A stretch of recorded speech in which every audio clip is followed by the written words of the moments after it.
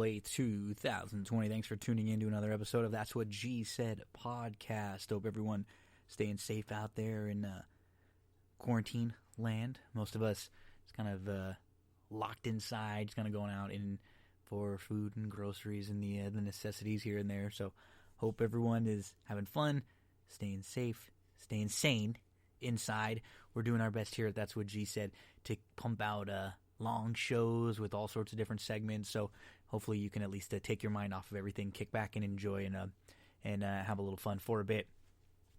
Let's talk about some news all around different sports, and then on this episode we're going to talk with Jason Beem, the Beamy Awards, but we're not going to talk a whole lot of horse racing. We're going to talk about Wrestlemania 9. Jason's also a wrestling fan, so we go back in time and we do a recap of Wrestlemania 9, 1993. It's Caesar's Palace.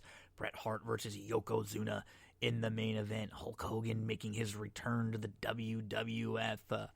An awful, awful show.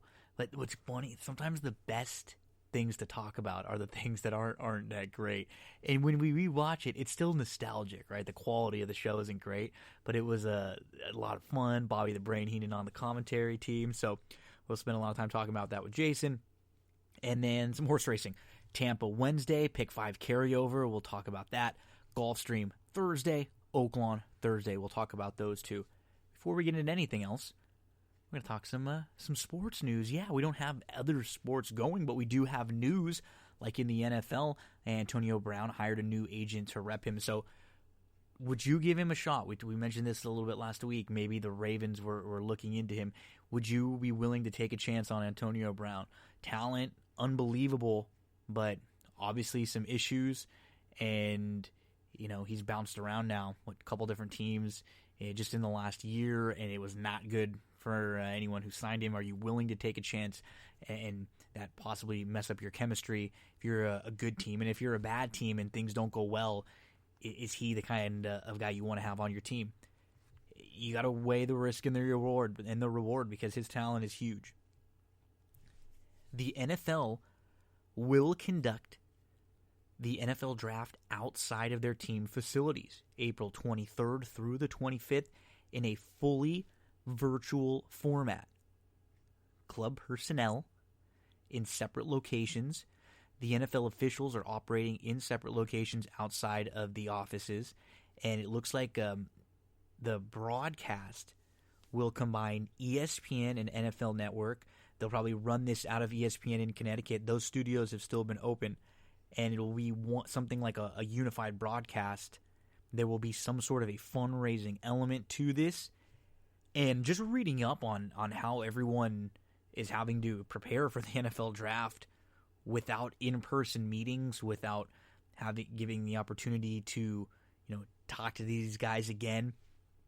They're doing Zoom meetings. The coach is doing Zoom meetings all with each other, giving their list of, preference, position. And it seems like everybody's big into has had to learn Zoom now. And it's different. It's new, but everybody's in the same boat, and everybody's going to be dealing with the same circumstances. So NFL draft will continue, and it will be April 23rd through the 25th outside of team facilities in a fully virtual format. The NBA and Adam Silver, they've decided they're not going to make any decision on the league until at least May 1st. They're going to give things a few more weeks, see how, Adam has been really good. I love him as a commissioner. He's one of the best because he's just very honest. He doesn't hold anything back. He tells you exactly what's going on, what they're thinking, what they're doing, and he's such a fluid situation. He's not willing to make any commitments one way or the other. He just wants to wait till at least May 1st, at the least, before he can kind of gather more information, and then maybe it's wait longer.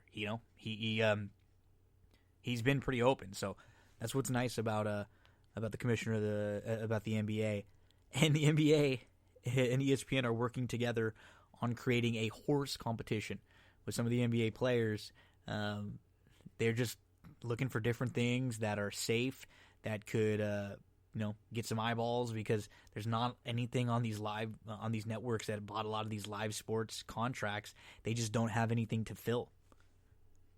In golf, the Masters, they hope to be rescheduled November the 5th through the 19th. Obviously, if things change between now and then, we'll have to see, but it's good to kind of have a date on the map circled where you can say, okay, boom, calendar, here we go. UFC, Dana White, he's securing a private island. There's going to be international fights with international fighters. They're not able to get the international fighters into the U.S., so he's going to fly everyone into a private island, and they're going to be doing fights from there. April 18th, UFC is back up and running, and they're going to be pumping out fights every week. I've seen a lot of jokes about this, like, wasn't this Mortal Kombat? We've seen the plot for this movie. It's Mortal Kombat. Mortal Kombat! So, at least some news in the NFL, in the UFC, in the NBA, and in the world of golf. But there's a lot of news in the world of baseball. Let's take a quick break here from one of our sponsors, and we return. We'll talk a little MLB. Just wanted to remind you about one of the sponsors of That's What G Said podcast, Sarah Candle Company. Visit sarahcandles.com, CERA candles.com. Use the promo code GINO for 10% off of your entire purchase. These are all natural soy wax candles. They burn longer. They are better for you than the candles out there that have that traditional paraffin wax. I know the people from this company personally. I've grown up with them my whole life. They love candles, and the goal was to have an affordable candle that everyone can enjoy. Use that promo code GINO. My favorite is Fresh Roses. The Fresh Roses scent is awesome. If you're a horse racing fan, they got Del Mar in there. You ever want to know what Del Mar smells like, but you couldn't make it out there? Order your candle right now from Sarah Candle Company. The website, CERAcandles.com. SarahCandles.com. Promo code GINO for 10% off your purchase. Sad news to start. Al Kaline died at 85 years old. 22 years in the MLB playing for the Tigers. He was nicknamed Mr. Tiger. 15-time All-Star, 10-time Gold Glove winner in right field. He was a Tiger broadcaster up until 2002, and he was the first Tiger to have his number retired. He's a Hall of Famer, made his Major League debut in 1953, and by 1955 he was the youngest player ever to win the American League batting title. He was also a salesman in the offseason. He was still playing in the era when a lot of these players had another job, in the offseason. He had 3,007 hits, 399 home runs, and a 297 career batting average. He won the 1968 World Series. He hit 379 in that World Series with 2 home runs and 8 RBIs. So we transition over to talking about baseball in Korea. And you're going to ask, why? Why are we talking about baseball in Korea? Well, baseball's back in South Korea. The KBO, the Korean Baseball Association. Some players have been wearing masks on the field. Dan Straley, former MLB pitcher, he's now over there. And they have exhibition games that are scheduled back for April 21st, 6 preseason games. They've been streaming inter-squad games so far on YouTube. We are 2 weeks away from them being the highest level sports league in the world to be playing professional games. Now, if anyone, these are some of the things that they've listed. If anyone gets sick, a player, crew, staff, they will postpone for 2 weeks. The thing about Korea is the way their country is run, they implement things way differently than we do here in the U.S., right? So, since March the 12th, they've only had 99 new cases. And they had 6 of the coronavirus. They had 658 new cases from February 29th through March the 5th. Korea has been offering free same-day testing since February. You get the results within 10 hours. Obviously, that's not something that we've had over here in the U.S.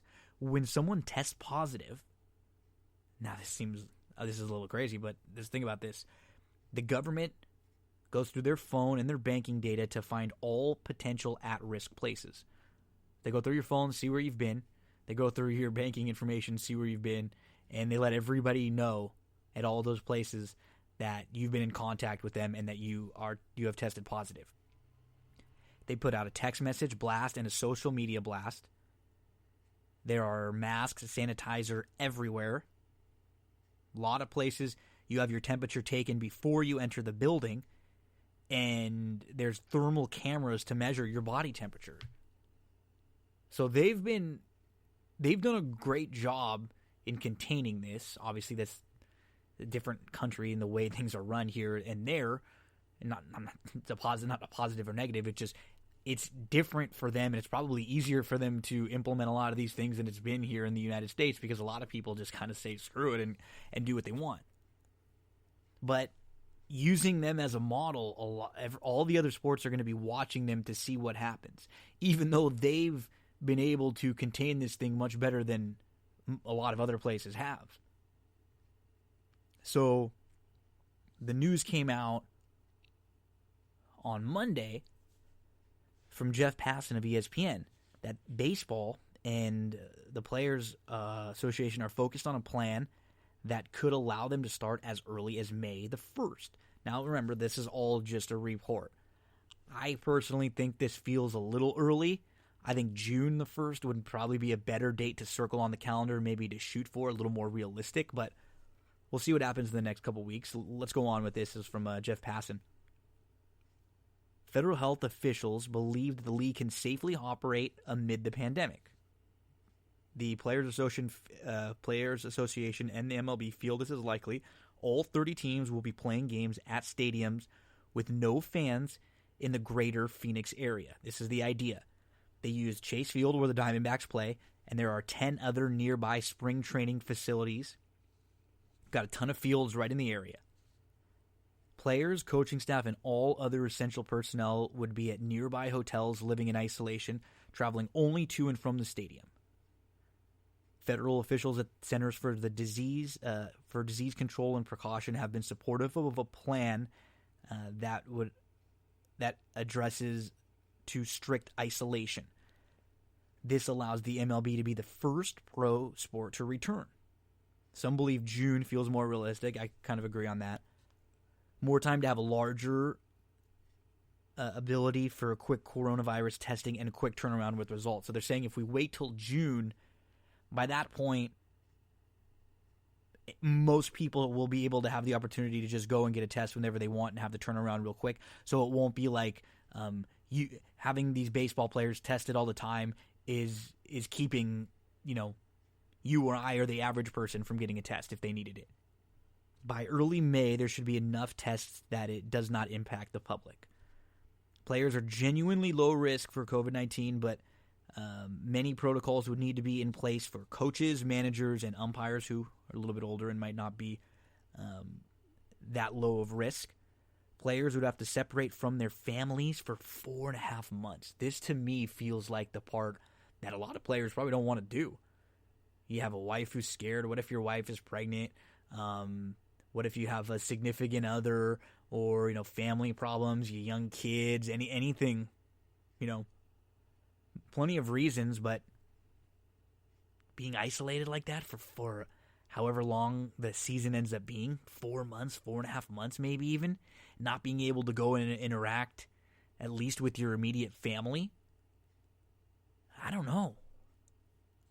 I know you're getting paid a lot of money, but I don't know. There might be some people who aren't really high on that idea. Not something you ever have to encounter throughout a season. You're never on the road for more than a few weeks. Maybe into 3 weeks maybe for baseball. Basketball maybe like a long couple week road trip, but never for like a month. So the league would, this is what's difficult about this, obviously. The league would forego gate receipts that account for the largest proportion of its annual revenue. They could get added money by adding national TV games, because if they're able to get started before other sports, there are going to be networks that are looking all over to fill that didn't pay for national baseball games. So they could be able to kind of take some money early on, the earlier they are able to start. What is proposed is something like a 2 to 3 week training camp period to test everything out.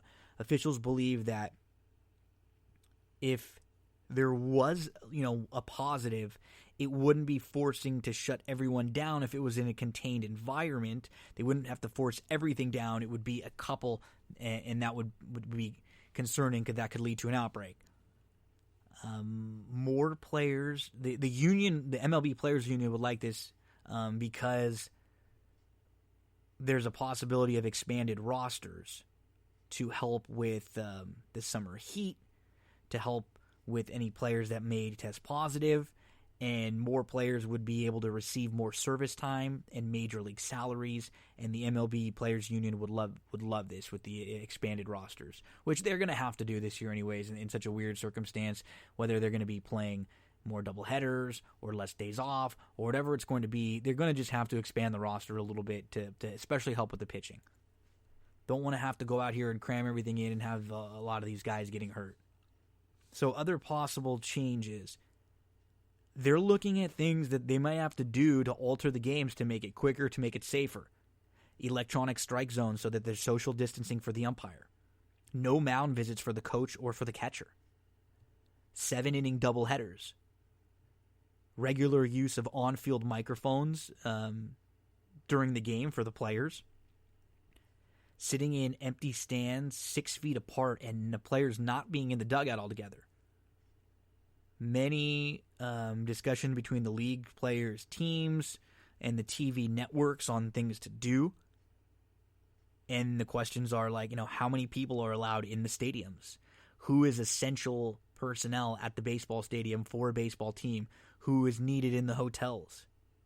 Ton of questions to ask, but baseball is kind of plotting things out. They're doing their best. That's what I like about all these leagues, right? We don't know what's going to happen, and I don't want any league, any place to open anything up. It's going to be unsafe. But I like having the ideas ready to go, because that way you had ideas where you're adjusting. It looks like the NFL is doing the same thing with their schedule right now. They are putting up a couple different schedules to see if we get to start here, if we get to start here, if we get to start here. I like that. Be proactive, be ready to go in case, things turn positive, if things turn negative, and then it's unfortunate, then very easy to just say, cancel, we're not playing. But for just as far as like our optimism is concerned, we want to hear that these things are at least getting talked about and getting discussed, and it looks like they're ready to get set up. So yeah, news in the NFL, NBA, UFC, golf, and MLB. And now we're going to go back in time with Jason Beem. We're going to recap Wrestlemania 9 from 1993, April 4th from Las Vegas, Nevada. Kick back and enjoy. We spend over an hour talking about Wrestlemania 9, so go watch it and then throw this on afterwards, or if you remember it, kick this on. You'll have a good laugh. We talk all about the show, and we have a lot of fun talking about the commentary because this was a really funny show on commentary. So up next, interview with Jason Beem. Okay, he's back to talk, this time not horse racing, not the Beamy Awards. We're going to talk some old wrestling. Yes, we're going to go back to 1993 and talk about WrestleMania 9. Jason Beem, a good friend of mine, is a big wrestling fan, so he mentioned that this was a show that was near and dear to his heart, so we welcome in Jason. And then, Jason, we'll get to the wrestling in a minute. Thanks for joining us again, but crazy time right now, man. I'm glad that you're here and we can have fun and maybe take people's mind off of everything for a little while. Yeah, it's amazing. What would we have done, Gino, if this was 20 years ago without the technology that we have now? I mean, we can kind of keep intertwined in a weird way. Well, especially like you and me in particular, like in a weird way, like my shows and stuff haven't really missed a beat because I cover so many things, and you cover racing, and racing's still been going, and most things in particular that if all the other sports in the world shut down and there were still racing and wrestling, I'd be in great shape because I could talk a lot of that on my shows. And I've been waiting for the furlough notice to come through, and so far so good. I mean, I think as long as there's some level of decent racing going out, that I'll be okay. And it's scary times for everybody, though, man. I mean, people out of work, and obviously everybody getting sick, and it's not any fun. I know there's a lot of things I'd rather be doing, but everybody'd rather be doing. But we're making it work. That's what we do as people. Yeah, we're doing our best here, and hey, we're just trying to listen and be as smart and educated as we can with all this stuff. So thanks for coming in.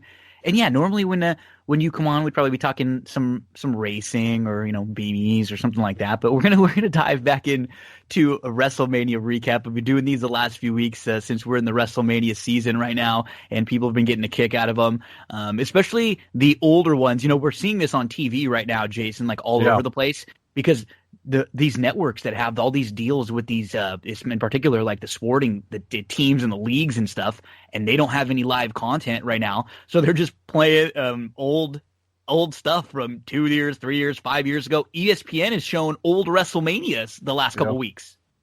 Well, I'll tell you, it's funny. Like racing is something I can watch old highlights and episodes from and be excited, and baseball once in a while, like just the short-term highlights and stuff. But wrestling might be the only thing that I will repeatedly watch old shows of. And 100%. For an hour or two. I mean, I'm not going to watch a full NBA game from 1993. It's just the same way. There's some clips. Give me the clips. I'll watch the end, the last shot, stuff like that. But I've watched this WrestleMania, even though it's criticized and talked about as probably one of the worst in the handful, goes down as like one of the worst from like a match quality. I've watched this thing 50 times plus.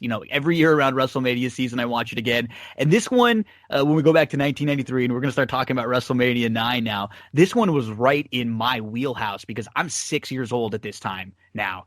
And we've got the black box at my house, so I can watch every pay-per-view of everything ever. I've watched everything. Like, I can remember watching everything live from about 4 years old on, literally sitting right there in my parents' room with my dad, like watching all these all the way through. And Bret Hart was my guy.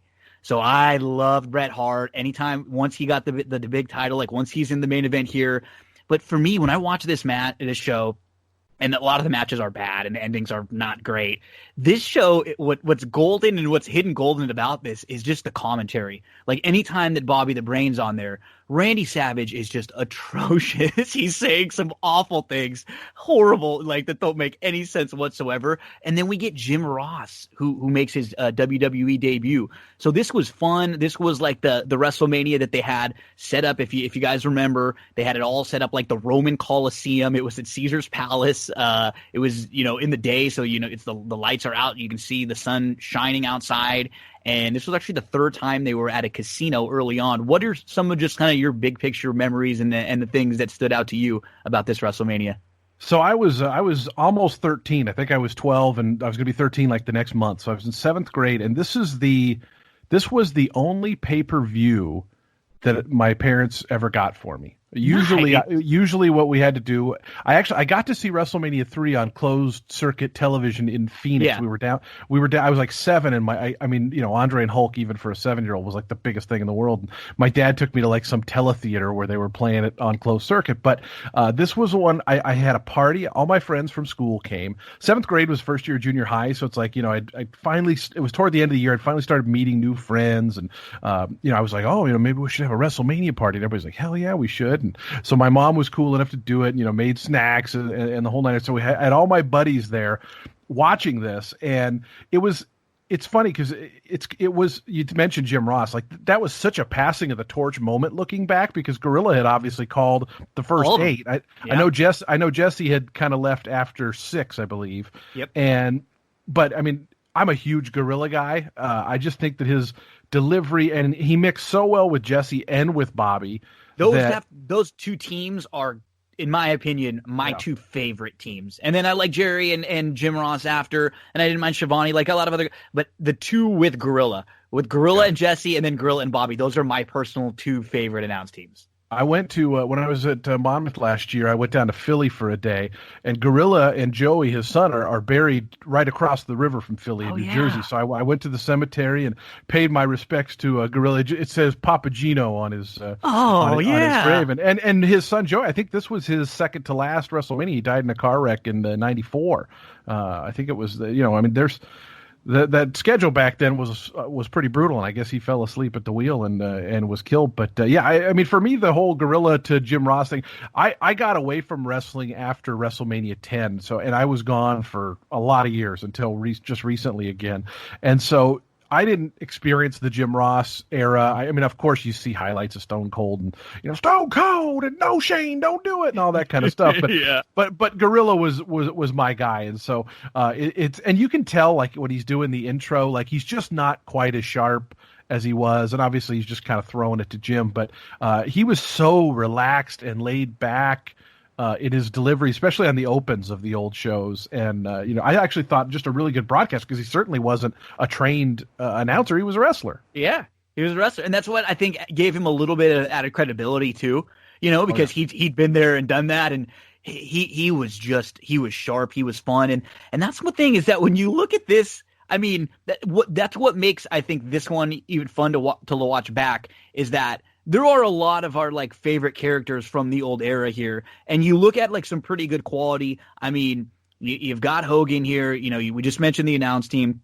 You got Shawn Michaels, the Steiner Brothers, Razor Ramon, Ted DiBiase, Hulk Hogan, Mr. Perfect, The Undertaker, Bret Hart. So you have a lot of fun characters that have been a big part and that will go on to be a big part of WWE and WWF. You've got some good old-fashioned WWE racism and sexism all throughout the show. Yeah. It's just like one of those things when we watch back these shows, how like jarring some things that are said sometimes are, like the shows from the early 80s into like I guess the mid 90s, and then in the late 90s they were pushing the envelope a little bit more with like what they would have on there, but it wasn't like quite as like from a racist standpoint. Oh, I mean, like, you were assigned based on your ethnic background. I mean, that became your character. And I mean, of course, Jesse, the Tijuana Chico Santana taco. Oh yeah. I mean, he went on for days with those, and Bobby kind of picked those up. Right up. As well. But I mean, there's some cringe stuff with the WWE. You talk about some of the superstars. What I found kind of fascinating was how many guys who were at WrestleMania 1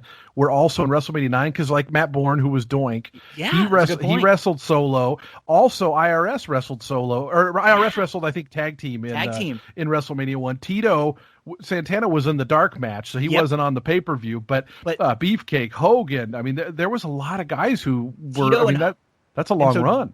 Tito and Hogan at this point were both the only two that had been in every Mania, up to 8 at this point. And I mean, that's what I mean. A lot of them came back. And so you had ones that came from back. And so there was some longevity, and then it was the next like year or two when the tide started to turn. And you could see, because like the next year, WrestleMania 10 is a pretty good WrestleMania. And then the years following, like you dropped off at a good time because 95, 96. They're not very good at all.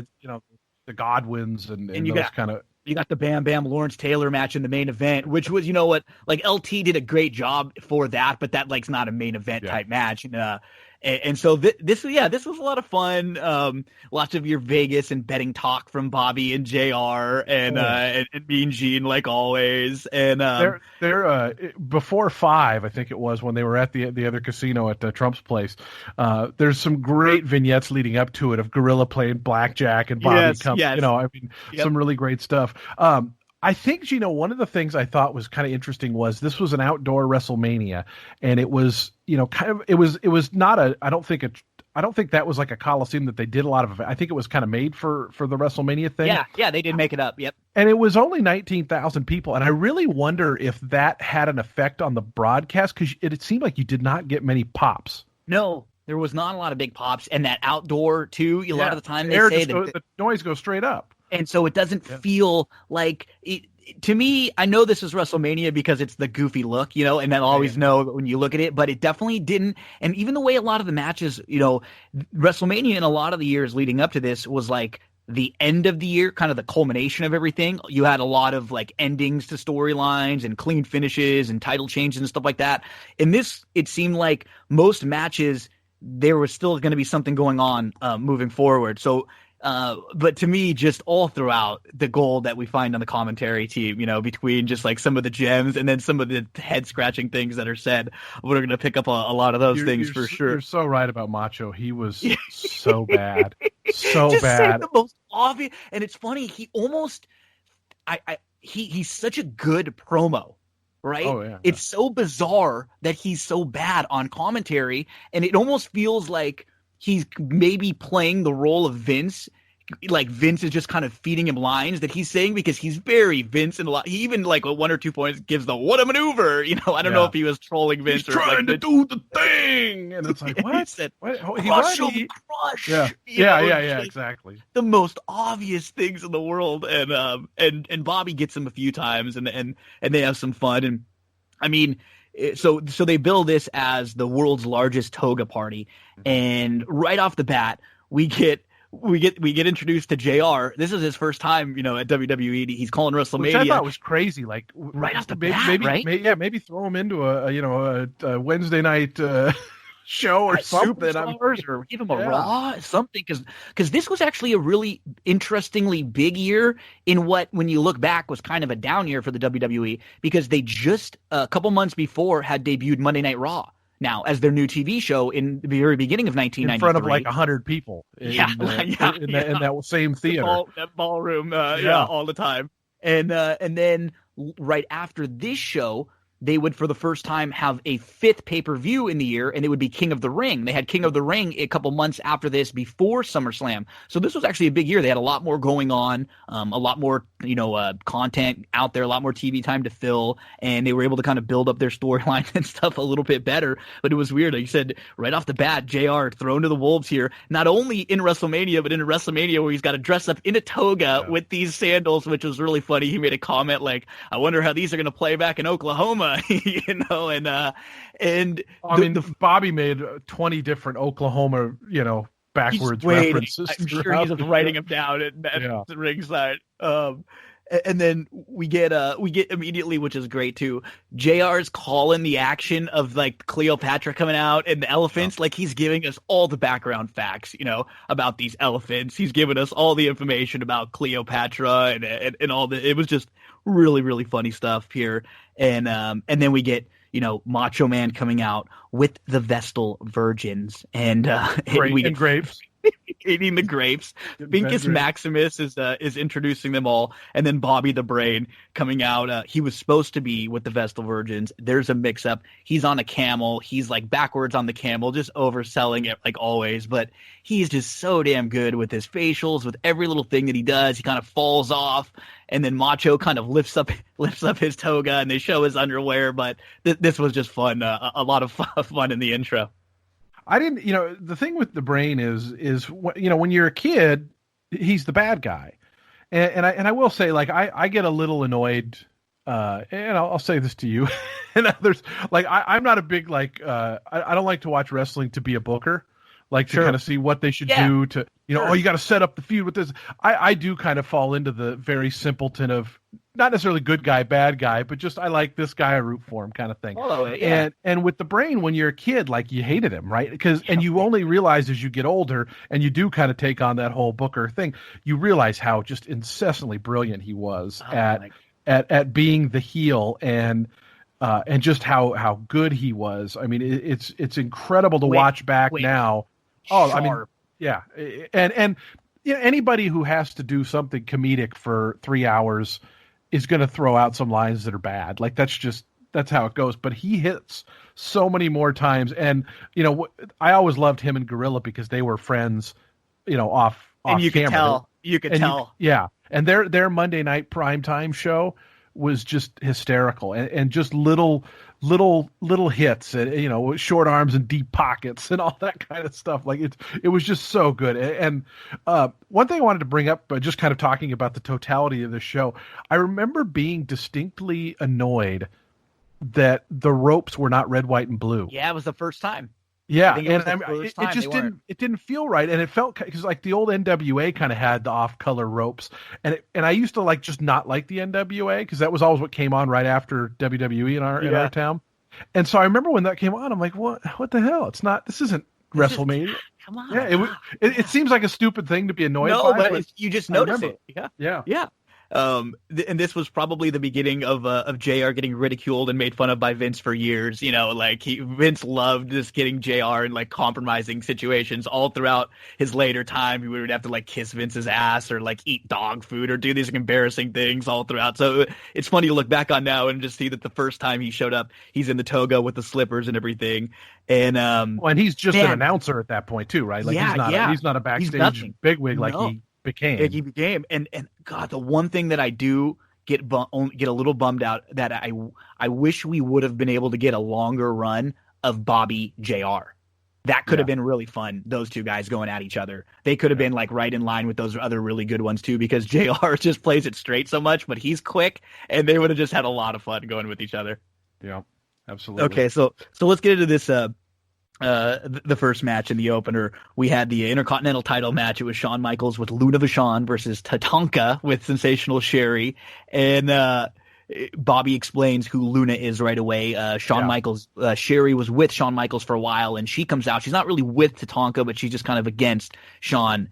And Macho's Macho's on the call with JR. It's kind of weird to me that, just 2 years before this, Macho breaks up with Sherry. She's just like beating the crap out of him after the match, and he doesn't really mention anything about it at all. He's kind of fine with her throughout the match because they're baby faces now, so they're always on the same side now once they're good. Bobby says something like bizarre with the capital B, and Macho says, "Spill the rest of it," and he stops.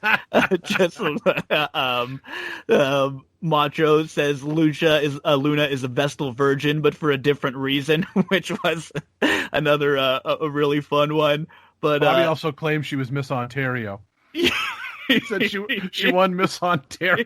What the hell does that even mean? And Bobby's calling Tatanka Tano throughout, so you get like the Tatanka's playing the Indian Native American character. He was undefeated at this time. He was pretty popular at this time too. But he's like super basic with his offense and stuff. And this match was fine. It was one of the better matches on the show. A couple of the good matches though, they felt like they went on maybe a little too long. It probably would have been better just like 4 or 5 minutes shorter here. But you do see like some real early points of like Shawn Michaels and just him bumping all over the place late in the match.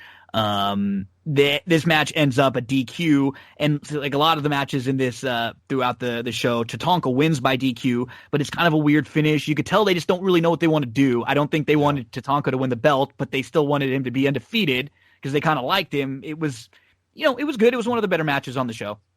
Yeah, undefeated is kind of a trope they use, for various guys over the year. Obviously, Mr. Perfect, when he came in, Goldberg had his big streak and all that kind of stuff. Andre. And so, I mean, it becomes a talking point and something to do. And I think these were two of the better performers up against each other on that particular show. Yeah. I mean, they're both pretty capable guys, and there was, I thought, some good high spots. And overall, I thought it's hard to explain. Like, optically, like it's a pretty good match, but I don't know if it was the crowd or what. It just didn't hit. It didn't hit. Yeah. No, it didn't. It should have been better. It felt like it should have been. It wasn't bad, but there were a couple of these matches too that you looked at on paper and you went, look, this probably should have been. You're right. There was something.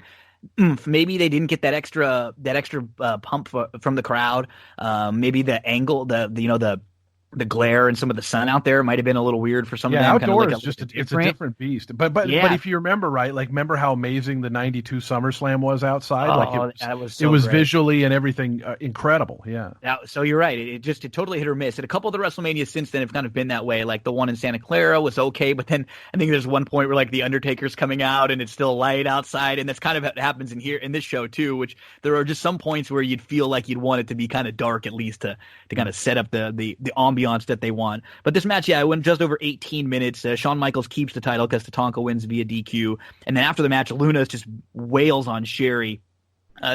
After this, they actually had a pretty crazy beatdown on Raw. It was either one of the next couple weeks where Sherry basically got like stripped down to like bra and panties in like 93, and it was like wow, and she was such a great soldier though. I mean, she would have done anything for the company. She was someone who was a women's champion early on, and then they would always like assign her with the heel that they kind of wanted to give a rub to. She kind of went immediately from Macho to DiBiase and then to Shawn Michaels, Martel she kind of had interactions with. She was great.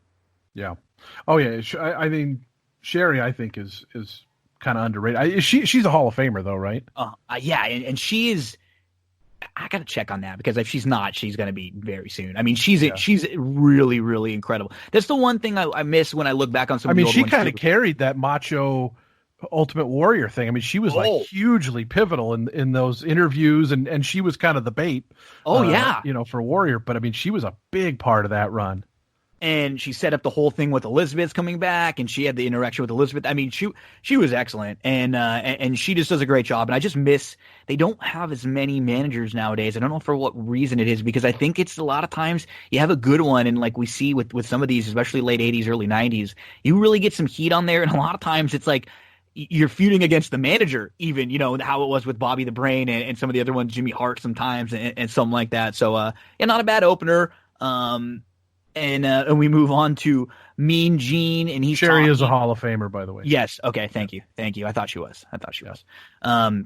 Mean Gene's dressed in his costume backstage, and he is talking to the Steiner brothers, who come in. They're making their WrestleMania debut here, and Scott Steiner's got the long mullet. We see some good mullets in here, some like real good long. Crushes is tough to beat, man. Yeah, Crushes is great. Crushes is really kept short up front, and I think that's what Steiner's is mullet, but it's more long. Of just long. Yeah. It's thicker. It's not as tight, Yeah. Crush, if he's got it pulled back, he literally looks like Brian, and from the accounting office. And so it's there's some good ones in there. So we get the 1, 2, 3 Kid had a good one. He had a wet mullet. Oh, he had one of the skinnier, tight ones down the back. Yeah, like the little baby mole. Yeah, that was good. So we get the Steiner brothers, Rick and Scott Steiner, versus the Headstringers, Samu and Fatu. Fatu actually ended up becoming Rikishi years later. He's the father of the Usos, who are one of the better tag teams that WWE's actually ever had. They've been really good the last decade or so. The Steiners are rocking the heavy Michigan gear. They got their jackets on, their Letterman jackets, and Bobby continued to make fun of Michigan high school. They have to keep reminding him, JR is always going to know where you went to school. He's going to know your background, your sports background. Jim Ross is always going to give you that. And most of this match actually is the Headstringers like beating on Scott Steiner. They get a hot tag. They come back. There were a couple pretty damn good moves at the end of that. But before we get to those, you got to remember, Jason, that if it's a Samoan, you cannot knock their heads together. You can't do the double knock and knocker because it doesn't do anything. It's like a coconut, right? That's what. Well, yeah, I marked that down because it's such a great move, and it's similar to Junkyard Dog. Remember, they did that with him too. You couldn't headbutt him, and every once in a while, they'll punch one of the Islanders in the head, or the Headshrinkers in the head, and they'll completely go down like it hurt. But it's they almost forget about it. But I think the Headshrinkers are a little bit underrated in the pantheon of tag teams because, as you said, there's some great spots. They were very aerial and they were big guys.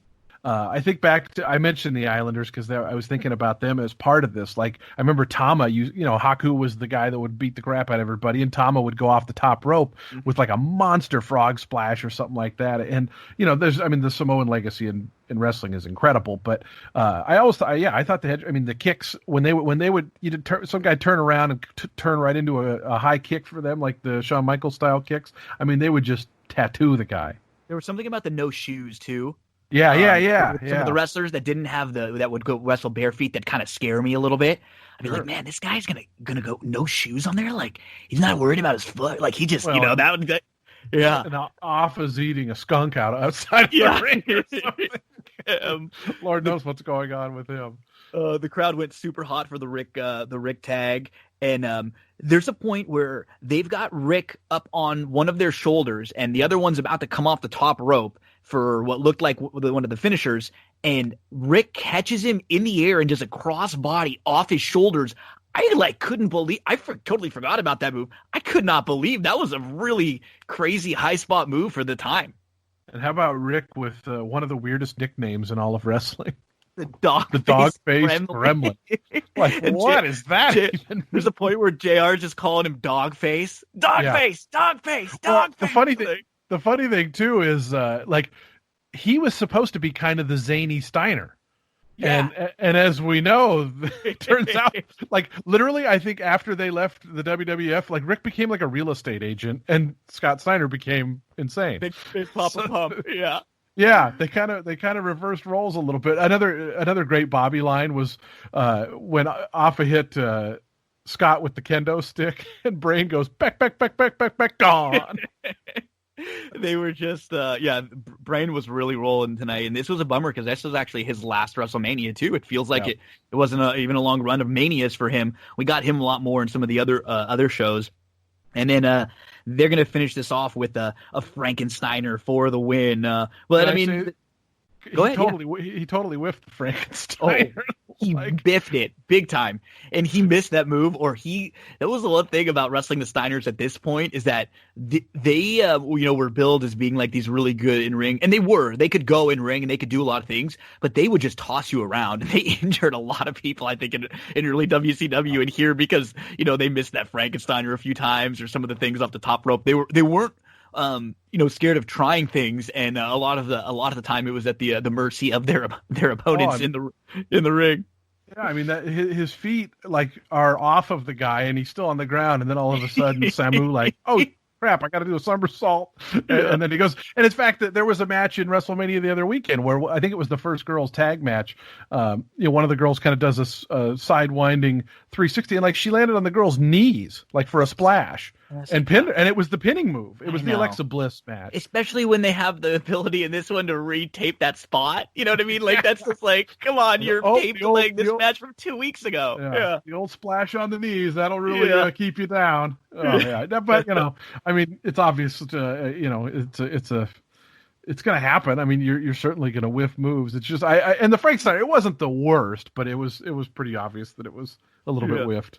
Yeah, this was a good match. This was fine. It went about 14 minutes, a little over that, and these guys could all go though, pretty good. I think you mentioned it. The head shrinkers were underrated, and even Rikishi, as he got bigger and gained a lot more. I think he at one point was called Making a Difference Fat 2, where he was a guy that was his character in '95 was a guy that went out and wanted to help the community. That was his character, and he became a good mid card to upper mid card wrestler for he became a Hall of Famer, right? For years to come. Yeah, I mean he was good. He was really good.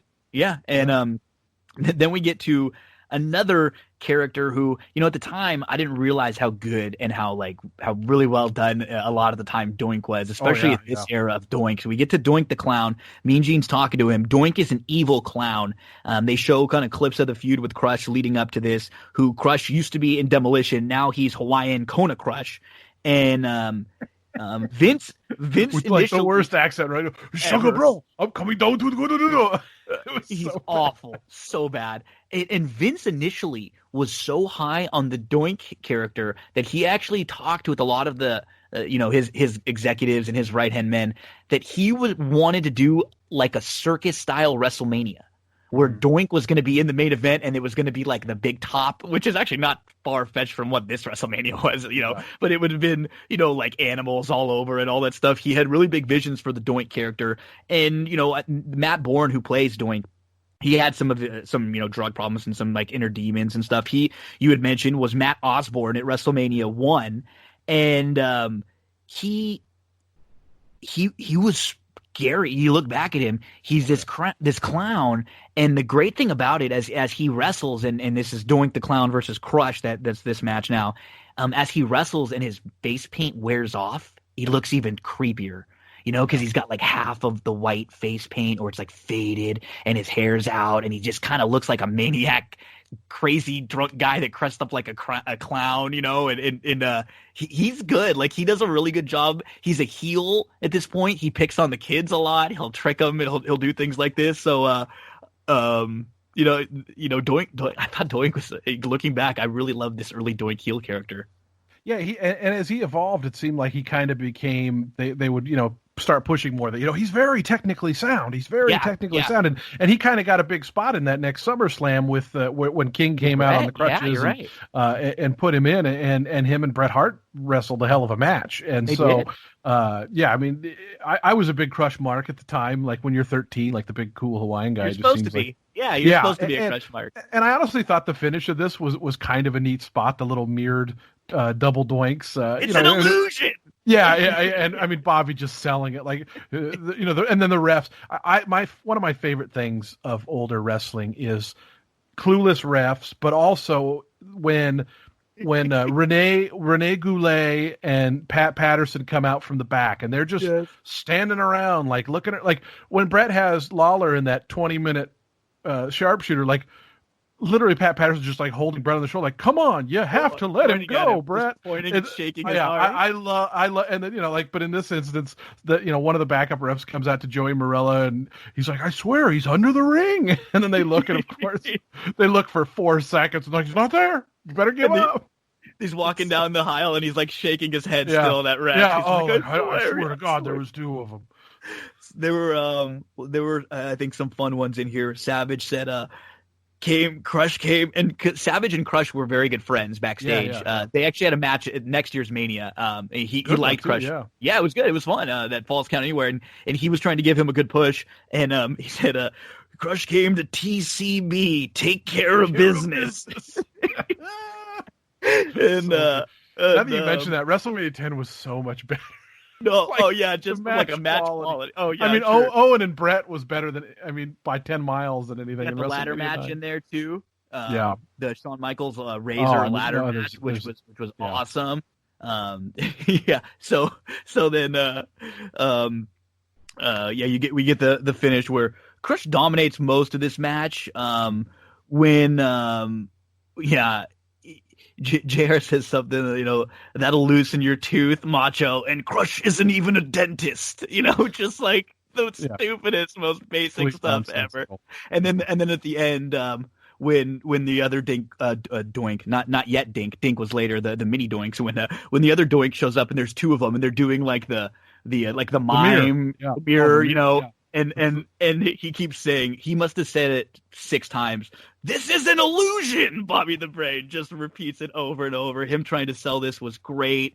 You mentioned the ref coming out, and there was a second Doink, and they couldn't find anyone under the ring, so they go back. We get some of these goofy interviews with Todd Pettengill. Oh, man. Yeah. So this was kind of when Pettengill was first really starting out. And I kept thinking, I was like, who does he remind me of? Like his sense of humor, the way he talks. Gino, have you ever seen the movie Teen Wolf? Oh, yes. Do you remember Styles? Oh, absolutely. He's on the van. Yeah. He was like, Todd Pettengill was WWF Styles. Like, he was cool, he was young, he was the life of the party. Like, he's gawking around to everybody. He's saying these just corny jokes going 1,000,000 miles per hour, and he's talking to the Japanese photographers and then, of course, when there's nothing left to say, he just goes, Yokozuna! Like, okay, there, that's Vince. Like, hey, they're Japanese. We better say Yokozuna to them. Laughing, and I'm sure who's not Japanese. Of course, Yokozuna's not Japanese either, which helps. But Samoan, and he's from San Francisco. Yeah, he was born in Frisco, and he's an actual Samoan. So Pettengill actually went on to have like a really good radio career. He was the morning guy at the one. In fact, he was a morning guy at a huge New York station. I think it was PLJ that just closed like a year ago. And I don't know if he retired or what, but I mean, being a morning guy at a huge New York station, that's a damn good living. No, he was just goofy and over the top. Yeah. He was Styles, man. I'm telling you. No, you're right. That's a great call. I mean, I love Teen Wolf, so that's you're gonna get extra bonus points. About it. So then we get a match that just feels kind of a little bit out of place. Because Bob Backlund's here, and Bob Backlund, who was your WWE champ from February 20th of 1978 to December 26th of 1983 for almost 6 years, he had just come back to make a return. He hadn't been in wrestling for 8 years, and in about a year or so, he's going to turn, and he's going to be the heel Bob Backlund, which is great, where he's just like this old guy who snaps. But right here, he's still super vanilla Bob Backlund, and Opie. He calls him Opie right away. This is just a pretty quick match. You could kind of tell Razor was getting some pops early in this match, and they were getting close to turning him into a good guy, and then he'd be a good guy for his next few years and have a pretty good run in like the middle to the bottom of the main event. He would always be kind of like an IC champ or in that mix. This was quick. The story of this was kind of trying to get Razor over because he was actually in the WWF title match at the Royal Rumble against Brett. He lost that match. And in the end of 1992, he was in SummerSlam, and he was in like a real main event feud for a while with Flair against Macho and Perfect. That was the feud where, Perfect ends up turning on Bobby and Ric Flair, and he goes and he fights against them. And that was a lot because of Ultimate Warrior and a lot of those guys getting busted for steroids where they got canned. And so they had to change things and tweak things up. So Razor had been kind of main event for, his first couple months of coming into WWE. But this was pretty quick. It was kind of like they were trying to they kept putting over the fact that, Backlund's a wrestler. And then they really wanted to emphasize the fact that it was a roll-up win for Razor. He beat the wrestler with wrestling. Yeah. I just put wasted match. Like I remember when it happened, I was just like, well, who the hell's Bob Backlund? And as far as I was concerned, the wrestling world started with Hulk Hogan. And so, 85. That's how most people were. Yeah. And he wasn't too far removed. No. He lost not far Sheik, before. Right? It was Sheik, and Sheik was just a total transitional champ, just so that Hogan wouldn't beat, Backlund, the good guy. And I think, it was always nice to have the Backlund in your back pocket if you need to go back to it. And then obviously the rest is history. Hulk went and ran with it. But yeah, this match went 3 minutes and 45 seconds. No reason to even talk a whole lot more about it. Next up, we get a Mean Gene backstage promo with Ted DiBiase and Erwin R. Shyster, IRS. IRS was a good character for a few years. I think when you're talking about some of the characters that are given like a shtick, DiBiase and IRS and Rotundo, they did so well with their shticks. They're up there with The Undertaker, with Mr. Perfect, as some of like the best characters. They just felt like they were their character. He would come out and cut the promos about all the damn tax cheats and just immediate heat. I mean, and Detroit, you're known as tax cheat Roy. Like, yeah, I mean, they were because he was a terrible, like he had no personality. None. But that's so maybe. that's good. What an IRS agent is, right? Yeah. So the heel was good for him. I even made Stephanie watch a lot of this show with me, and we were laughing at a lot of parts through this. And he had to wrestle too. They say it a few times with the tie and the suspenders, and that would just not have been comfortable, right? No, thank you. And a briefcase, a lightweight. I just sent you a photo, Gino, on my little studio here where I work from home. Somebody had given me a DiBiase and IRS little, not bobbleheads, but they're like big head things. I just sent you the picture. You'll get a kick out of it. But so every time I record anything, I'm looking at. You got the bat heads. Ted and I, yeah. And so, DiBiase, similar to Heenan for me, is one of those guys that I hated as a kid, and you realize as you get older, like he's great at being a bad guy. Like he's truly excellent, and of course, he was a great wrestler as well. I mean, a true Hall of Famer in my book. And I know he wasn't the most popular because he was a heel, but he was just so good. And this match, like, I know it's in vogue to not like the Hulkster, but like when Real American comes on, I don't care. I still think it's like the greatest thing in the world, Oh, I do too. I don't have a bad thing to say really about Hogan. Yeah. I mean, he was. Well, I mean, he does some things that aren't great. Yeah, no. Later, I mean, as a wrestler and as like as his character, he was same thing like in my wheelhouse. I mean, I was bigger. He was bigger than everything. He was he was just a superhero, at this point. And then even when he became, NWO Hogan was pretty damn good. Like he did a really good job on the heel side of it. Yeah, you mentioned he says some crazy things nowadays. Do you know? He comes out with a black eye, and I remember they had like a story for it, but it was real vague. But I heard there was actually like a real story. Okay, so the real story was that he actually got into a boating accident. Dave Meltzer was just talking. I just listened to Meltzer talking about it when we were prepping for this show. But the rumors were that Macho or Macho's brother punched him because there was something going on with Miss Elizabeth, backstage. Yeah. So the genius, Lanny Poffo. So that was what was literally thought of as real, and people still think of that as real. They were able to build it in the storyline as, oh, hey, DiBiase paid somebody off to go put a hit on Hogan, kind of. He's coming out of the gym. They go and get him, and Hogan's got a black eye now. And then obviously Brutus has got he's got the accident. He's got the mask from the face, which is just funny because they're like, his face is so sensitive. They're just like really. They take it off and nothing's wrong with him. Yeah, this was funny. The like you mentioned, both of these songs though, right when I hear the ha ha ha ha money, that's great. I love that. I get the kind of the goosebumps. And then same thing with Hogan. And this was more of like same type of thing. It wasn't like a very good or a great worked match, but it's more of like the spectacle, of Hogan coming back. I mean, he was gone. right before this. People thought he was gone. All the steroid stuff was happening in WWE, so he was kind of trying to take a back seat and not get involved in all of that. And he was acting. I mean, at this point, he had already filmed No Holds Barred, Suburban Commando, Mr. Nanny, I think he was doing at the time, and then Thunder in Paradise he had either just started or that was like next for him. What a filmography. What a IMDb that I was looking through earlier. And it was kind of the few things that were kind of weird to see. One, like Jimmy Hart as the good guy, right? Yeah. Jimmy Hart, but what's funny, he was still doing like the same type of thing. He was very like, when he turned his coat inside out to ref's colors, that was funny. That was funny. There was some heel stuff from the good guys, but yeah, I mean, this was, I think, what you would assume from a babyface heel match. They went back and forth. There was a lot of selling. Hogan's in the ring. At the end. Yeah, hot tags at the end. Money Inc. tries to walk out and get the DQ because they can keep their titles, but they get told they're going to end up losing the titles if they walk out. Yeah, I love that they just randomly make up the rules. Because Bobby goes crazy there. Yeah, he's like, they can't just make the rules up. I'm sure Jack Tunney was in the back like, Howard, go tell them if they don't come back, they're going to lose their title. Which is funny because the ref comes out earlier in the Doink match, but then Bret Hart gets completely cheated at the end and nobody says a word.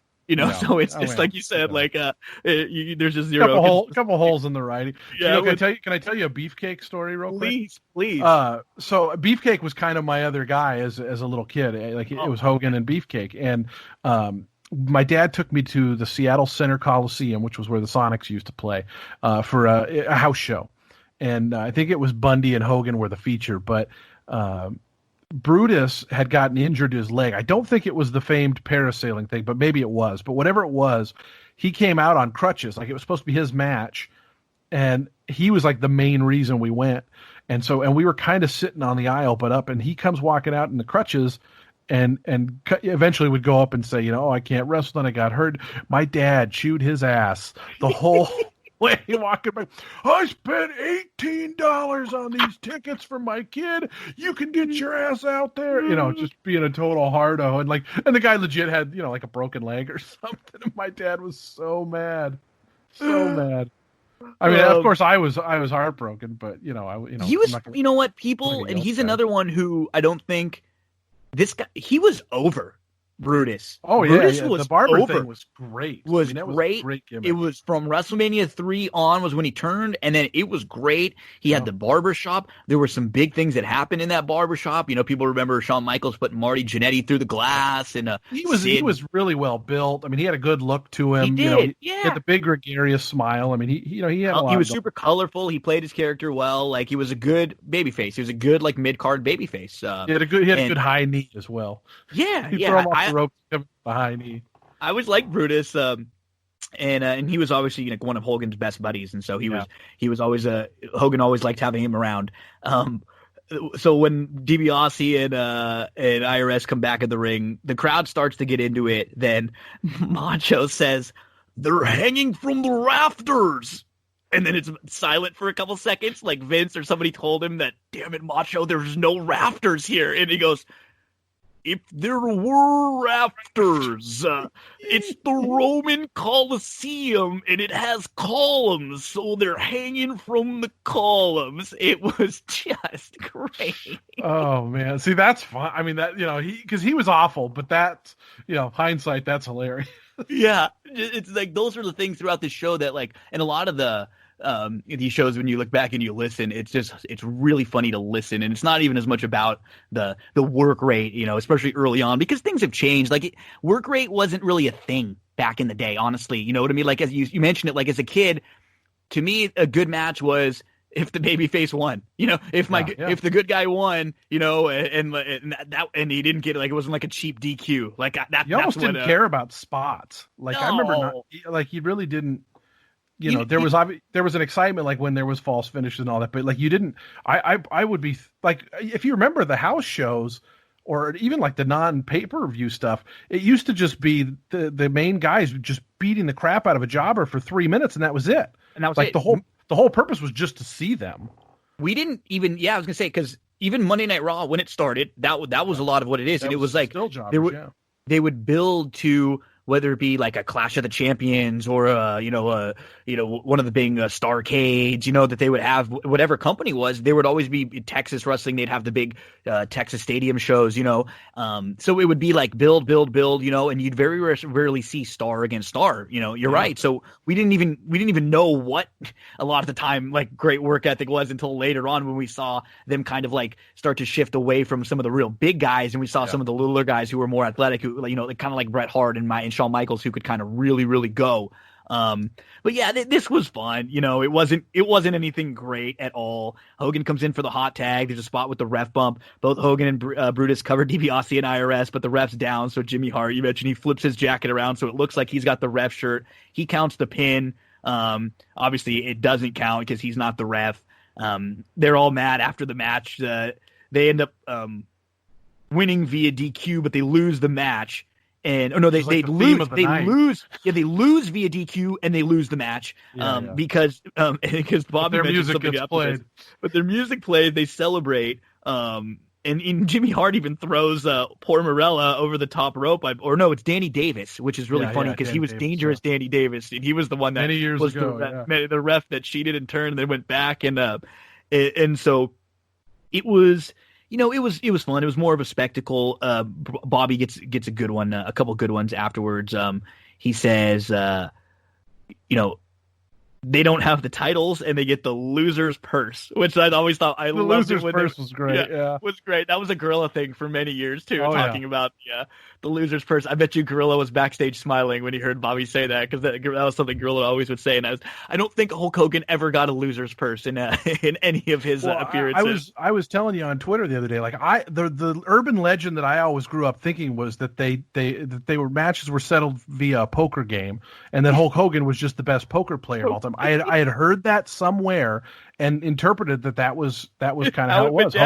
Hogan was just literally Johnny Chan, winning all the time. And so, oh man, the things that we would hear and just kind of run with, all they had to do was just tell us, or we just had to hear it, and that was it.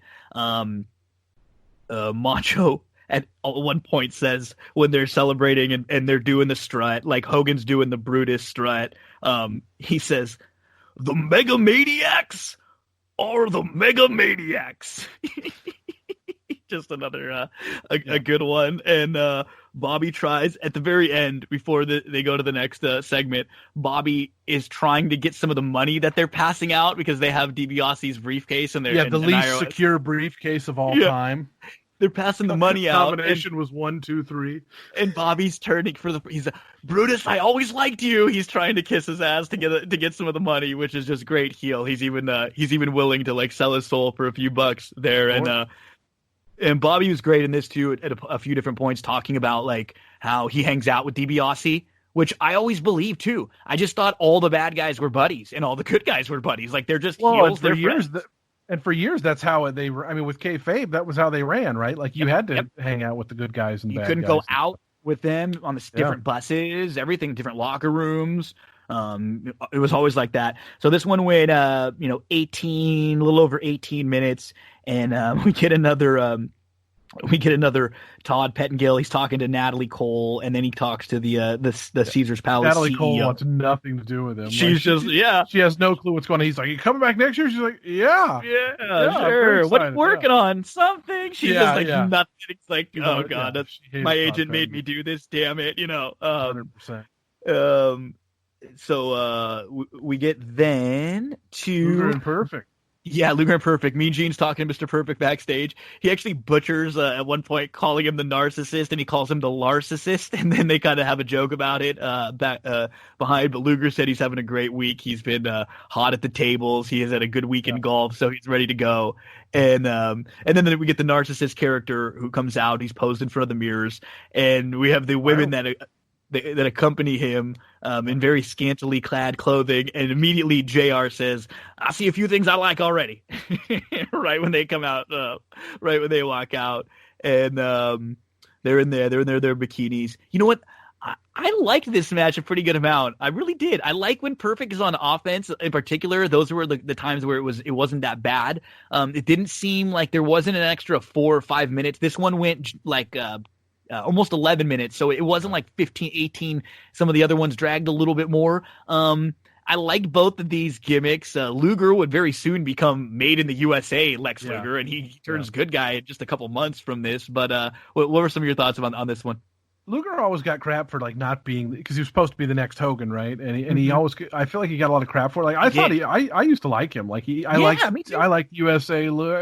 My dream as a kid was to be able to wiggle my pecs like he would. You know, he did. I thought that was just the coolest thing in the world. Still try to do that. But the narcissist gimmick was good, and the forearm was good because it was like at any time he could. It was almost like the DDT. Like at any time he could just put you straight out, and he ended up doing that. And I actually thought one of the neatest parts of the match was all the after stuff when they kind of went and had the fight in the back area. Shawn Michaels is wearing jeans tucked into his boots with no shirt, which is an amazing look. And then, go ahead. Yeah, no, this was fun. I like this more than like reading some of the other people's thoughts on this and some of the write-ups. Like I like this more than I think a lot of other people did. And Perfect's so good, right? Yeah, he's bumping around. He's great. Bobby talks about the first Olympics, and he butchers just all the facts, which is just hilarious.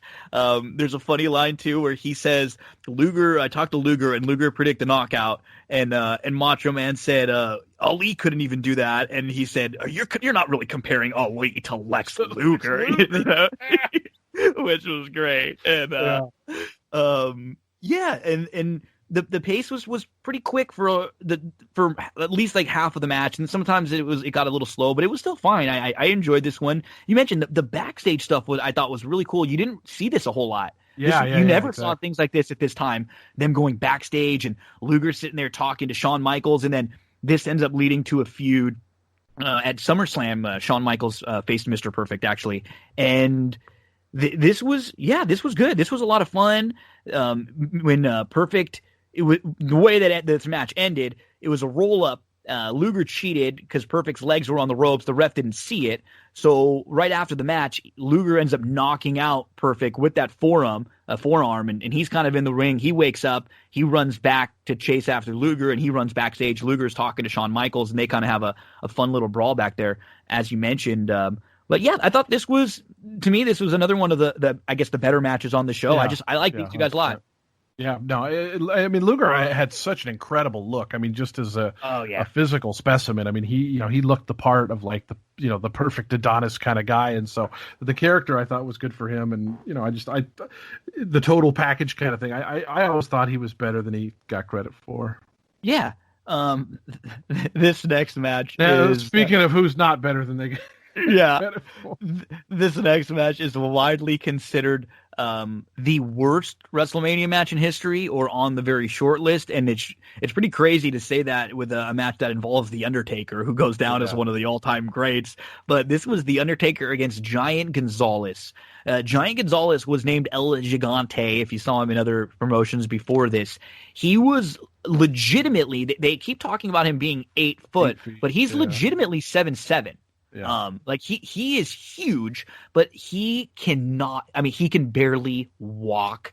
He's not big, and he's just not coordinated. He's that big that he just cannot. He's ripped move. On that suit, and he's wearing because Vince did not like the way his body looked. He's wearing this ridiculous bodysuit, which they took the fur off of it when he came out at the Royal Rumble in '93. It actually had fur on it. Like he was some kind of a beast that would just have this huge like afros of fur coming out, but it was unbelievable what this guy looked like, and this was an absolute disaster. You mentioned it's a skin tight bodysuit that he comes out. Before the match starts, I did like Taker's entrance. It was pretty cool. He's kind of getting carried out. There's a vulture there. But we get another good manager from the era, Harvey Whippleman, with Giant Gonzalez. Who, if I remember right, he was with Joey Morello when he died. I think they were car buddies. Yeah. Little known fact. And then the Undertaker with Paul Bear, who was one of the great Oh, my Undertaker. Yeah. Going back to Giant Gonzalez real quick, I thought his introduction at the Rumble was great. He just walked out of nowhere, and he looked like nothing you'd ever seen in your life, and he was the biggest guy in the world, and he came in and he just destroyed. And like I was on board for him to be like this great villain, and he was just terrible. Like he was his all he had was one entrance, and that was it. I mean, this was kind of at a time when poor Undertaker was like just given some kind of like a weird next big kind of crazy spectacle heel to try to take down. I think in 94 he had to face the other Undertaker. And then it was like King Kong Bundy came back and he was against him for a while. He was up against Yokozuna towards the end of Yokozuna's run. So he was just kind of given this poor guy didn't get a lot of great guys to work with early on in his career. But Gonzalez can't do a whole lot on offense. Obviously it's just like kicks and it just hits like literally just punches and like him like strangling the Undertaker and punching, but he can't sell anything either. I mean, when he's supposed to go down initially, he can't even pretend to fall. I mean, the poor Undertaker, but this was just it's laughably awful how bad this is. My note says Giant G worst seller of all time. Yeah, it just looked so fake. He would, whenever he would get hit, he would roll his arms in circles, make circles with his arms, and have a face that looked like he was falling off of a cliff. And it was just bad. He just was not good at it. And I think Yokozuna was obviously an extreme, and we're going to talk about him shortly, but he was obviously an extreme in a different way physically. Yep. Mm-hmm. But like it almost makes you respect Yokozuna that much more because he was an insane athlete and seller and wrestler. And so yes, I mean we'll get to that. But like Giant Gonzalez was just horrendous. I will tell you my favorite call in the match is Undertaker gets rammed into the stairs and the stairs leading up to the ring, the metal stairs, and it knocks off the top set. And Jim Ross, and you can see that they're hollow. And Jim Ross goes, "Those are solid steel stairs." And then he realizes that everybody can see that they're hollow. And he goes, "Well, there's some kind of metal." Like he stutters and catches himself because, the minute they flip up, you now know they're a quarter-inch thick. It's like little tin set of stairs. Jim, you know every fact about every person here, and you wouldn't know what those stairs are really made of. Come on. Yeah. Oh, that was a great one that I caught. I had that one down too. And so what ends up happening, I mean, this is just slow plotting. The match ends up going like 7:30, and at the end of the match, what ends up happening is Harvey Whippleman throws in a cloth to Giant Gonzalez, and he pushes, like headbutts Paul Bear, pushes him out of the way, and then he uses the cloth and he puts it on the Undertaker's face, and he kind of like, chokes him out, like strangles him. And the announcers, it's funny because the way Macho picks this up, it's like, I think that Vince is telling him, or he's got the word written down in front of him or whatever it is, and it's like chloroform, and he doesn't know. It's like he's never said it, and he's like, well, because they go, "What's that smell? What's that smell? You smell something?" That's chloroform. Is that what it's called? Chloroform? Just like that, and then they all jump in. Yeah, it's chloroform. Oh my God, you can smell it. That reeks. And so the Undertaker ends up winning by DQ, but he's out cold. And they get a stretcher for the Undertaker. So at this point, we've never really seen the Undertaker get knocked down a whole lot. That's why you mentioned when Giant Gonzalez came in at the Rumble, it definitely was impactful because the Undertaker was like the favorite to win that Rumble. And then Giant Gonzalez ends up laying him out, and Undertaker's gone. And so we see the Undertaker getting stretchered back down, and then right when he gets to the back, he gets back off the stretcher and he runs back in. Giant Gonzalez is like, this is the worst choke ever on one of the referees. I think it's Bill Alfonso. I mean, it was just awful. And then the Undertaker comes back in.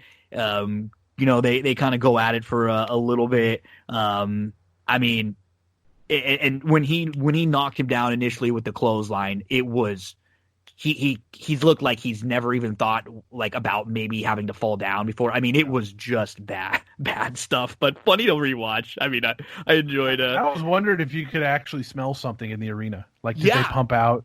They might. Because that would have really added something. I mean, sure. I'm sure. They were I don't have a lot like of that.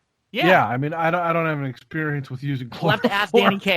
Danny Kaye. Yeah. But I don't know if I can't imagine that a little bit on the rag would generate through the crowd. But if they had like some kind of stink bomb or something, they could just kind of pump out, in a few different spots. Like that would have added certainly to the On Track group. But of course, the On Track group. I said On Track. What am I doing? I got to get out of racing. Yeah, I know. The on-site. I do that all the the time. on-site. Yeah, there you go. How many times I've gone up to at the gas station and so to get 20 to win on the number 5. It's like, what? I'm like, sorry, 20 on 5. Yeah, just like gotta have it. Yeah. And of course, the chloroform, we saw the WWE officials from the back come out and do absolutely nothing for 5 minutes. Yeah. You know, Pat Patterson and Renee Goulet. Macho says it too right after, you can kill a guy with that, which is always like, what? Okay, I'm a little startled now as my 6-year-old self just heard that Undertaker might be dead. Well, he can't die, right? But that's when he comes back. They say you can't kill him because he's already undead. Yeah, there's some macho, man. I just really got a kick out of him on this show. They end up having a rematch at SummerSlam, like a rest in peace match, one of those. And now we are up to our main event. We've got clips that show the build-up between Bret Hart and Yokozuna. We get a little Gene backstage. First we see Yokozuna crushing Hacksaw and then crushing Bret Hart. And all throughout the show, which I thought was kind of weird because it didn't really – maybe I guess in the sense that it gave them a way to say Bret Hart was like softened up a little bit. But they kept playing up this fact that there was a brunch or like a breakfast in the morning where Luger knocked out Bret Hart. And so they were playing that up for a while, and then we see a clip of Bret getting squashed by Yoko. So not a great week for Bret leading up to this title match. Yeah. And it's him versus Yoko. Before, though, this Hogan promo was just wow. I mean, wow. Hogan is backstage with Mean Gene, and he cuts a promo basically saying, I'm on Bret's side. We're all local maniacs. We're against Yoko, and he mentions getting beat up at the gym, leaving the gym the night before, and he challenges the winner. He said, whoever wins this, the Hulkamaniacs will challenge you, Bret, and he actually says, and I quote, the Jap about Yokozuna, which is just, that feels like it was like, that was only 93, but that feels like hearing that is like, oh my God. And that's your it's jarring now. No, it is. What we know for sure. Yeah, I'm sure it was jarring then. It's just, as a kid like, in the 90s, I guess you didn't think about it. No, and that's like your main guy. That's not like a heel saying something like that's your main babyface Hogan who's saying that. It's just like, oh my gosh, there were some things, but that was definitely a bad one. And so this was actually the first year where the winner of the Royal Rumble would get to wrestle against the champion in the main event at WrestleMania. And so Yokozuna won the Royal Rumble in 1993. And right before we get to the match, it's Todd Pettengill again, just kind of like wasting our time talking to some fans, being goofy again. A couple guys in a toga, and he's just kind of being crazy. The guys that stole their toga from their Motel 6 or whatever. Yeah, they were obviously just kids, and they were having fun. It's just the most early 90s thing ever. So we get Yokozuna entering with Mr. Fuji, who had a cool entrance, by the way. Like his entrance as a whole was awesome. Yeah, and you know what? Mr. Fuji hadn't been around for a whole lot for a couple years. Since Demolition, really. Yeah, like Demolition. He had Powers of Pain before that, and then before Barbarian, that, he had Don Morocco. He had a real fun run with Morocco too. Yeah. So he was he was a former tag team champ too. He was a good heel wrestler, and then transitioned into a good heel manager. And he was a long time apparently a big ribber as well. Oh, they said backstage. Everybody said he was like the biggest. Oh, he would play pranks on everybody. They would say, "Oh yeah," and like when we talk about pranks, man, these wrestling pranks, because there wasn't a lot going on and they were with each other so much. They were some hardcore pranks, like some serious and they were ones. High. Yeah. Oh yeah, they're all messed up and just going through, smoking, drinking, and just having a blast. So Fuji was great. I always love seeing matches where Fuji shows up. And this is Bret Hart, Yoko, and Bret Hart's my number one. And so I remember watching this live, and I'm loving Bret Hart finally getting the push. He's my guy right here. He was one that I love because I didn't get to watch a lot of Hogan's early stuff live just based on my age. So I ended up going back and I watched most of that. But with Bret, I almost caught Bret's whole run. I kind of caught right where he's going from the tag team into the Intercontinental level, and then he's up to and so it's like the first guy that I got to really experience all the way through, and it didn't really matter to me that he couldn't cut a promo worth a damn. He just at least was kind of believable when he spoke. And that was enough for me. You know, I thought he was a good wrestler. I thought he was, you know, just like really honest and the best there is, the best there was, the best there ever will be, you know. Yeah, another cool look guy too. I mean, he just looked cool. The glasses, and he had a good look, and he could go in the ring. I don't think you said I wasn't like a snob about that, but I think I could definitely tell the difference between him and someone like Hogan or someone else that, you know, like he could really go and he could really sell. And this guy was good, man. He was a real staple of my of like my young life for years. And so I've watched this back a bunch.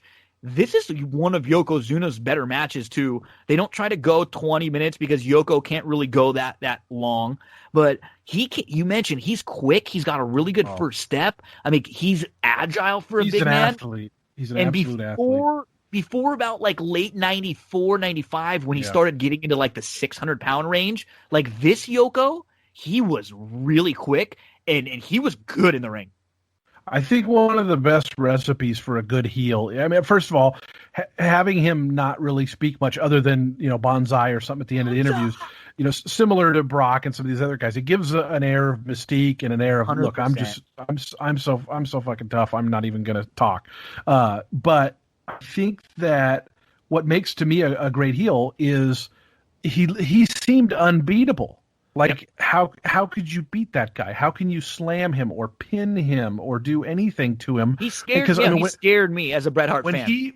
When he dropped a leg, I mean, it was his leg drop was 100 times more electric than Hogan, because you thought that the guy's head got squashed like a grape, and he would get elevation on it. And I mean, he had his move repertoire was obviously not amazing, but he'd drop in belly to belly suplexes. You know, he'd do a lot of different kick stuff. Out of nowhere. Like he'll butt you with a side crescent kick when you're not expecting it. Just like, what? He can do that? Yeah. I just thought he was so good. And I remember actually a couple of years ago, I have a weird thing where I like to go visit graves of famous people wherever I'm at 10. And I went to Yoko's grave, and he's buried on a hillside. Wow. And all I could think about was I don't know how on earth they got the casket down the hill or up the hill to the plot. Because I mean, it's literally on a steep hill. It's not far from the sidewalk but there's a fence there. And so I thought the only way to get down there was you had to like walk down the steep hill. And I could never figure out how they did it. He's actually outside of LA. It's like Ranchos Palos Verdes or something like that.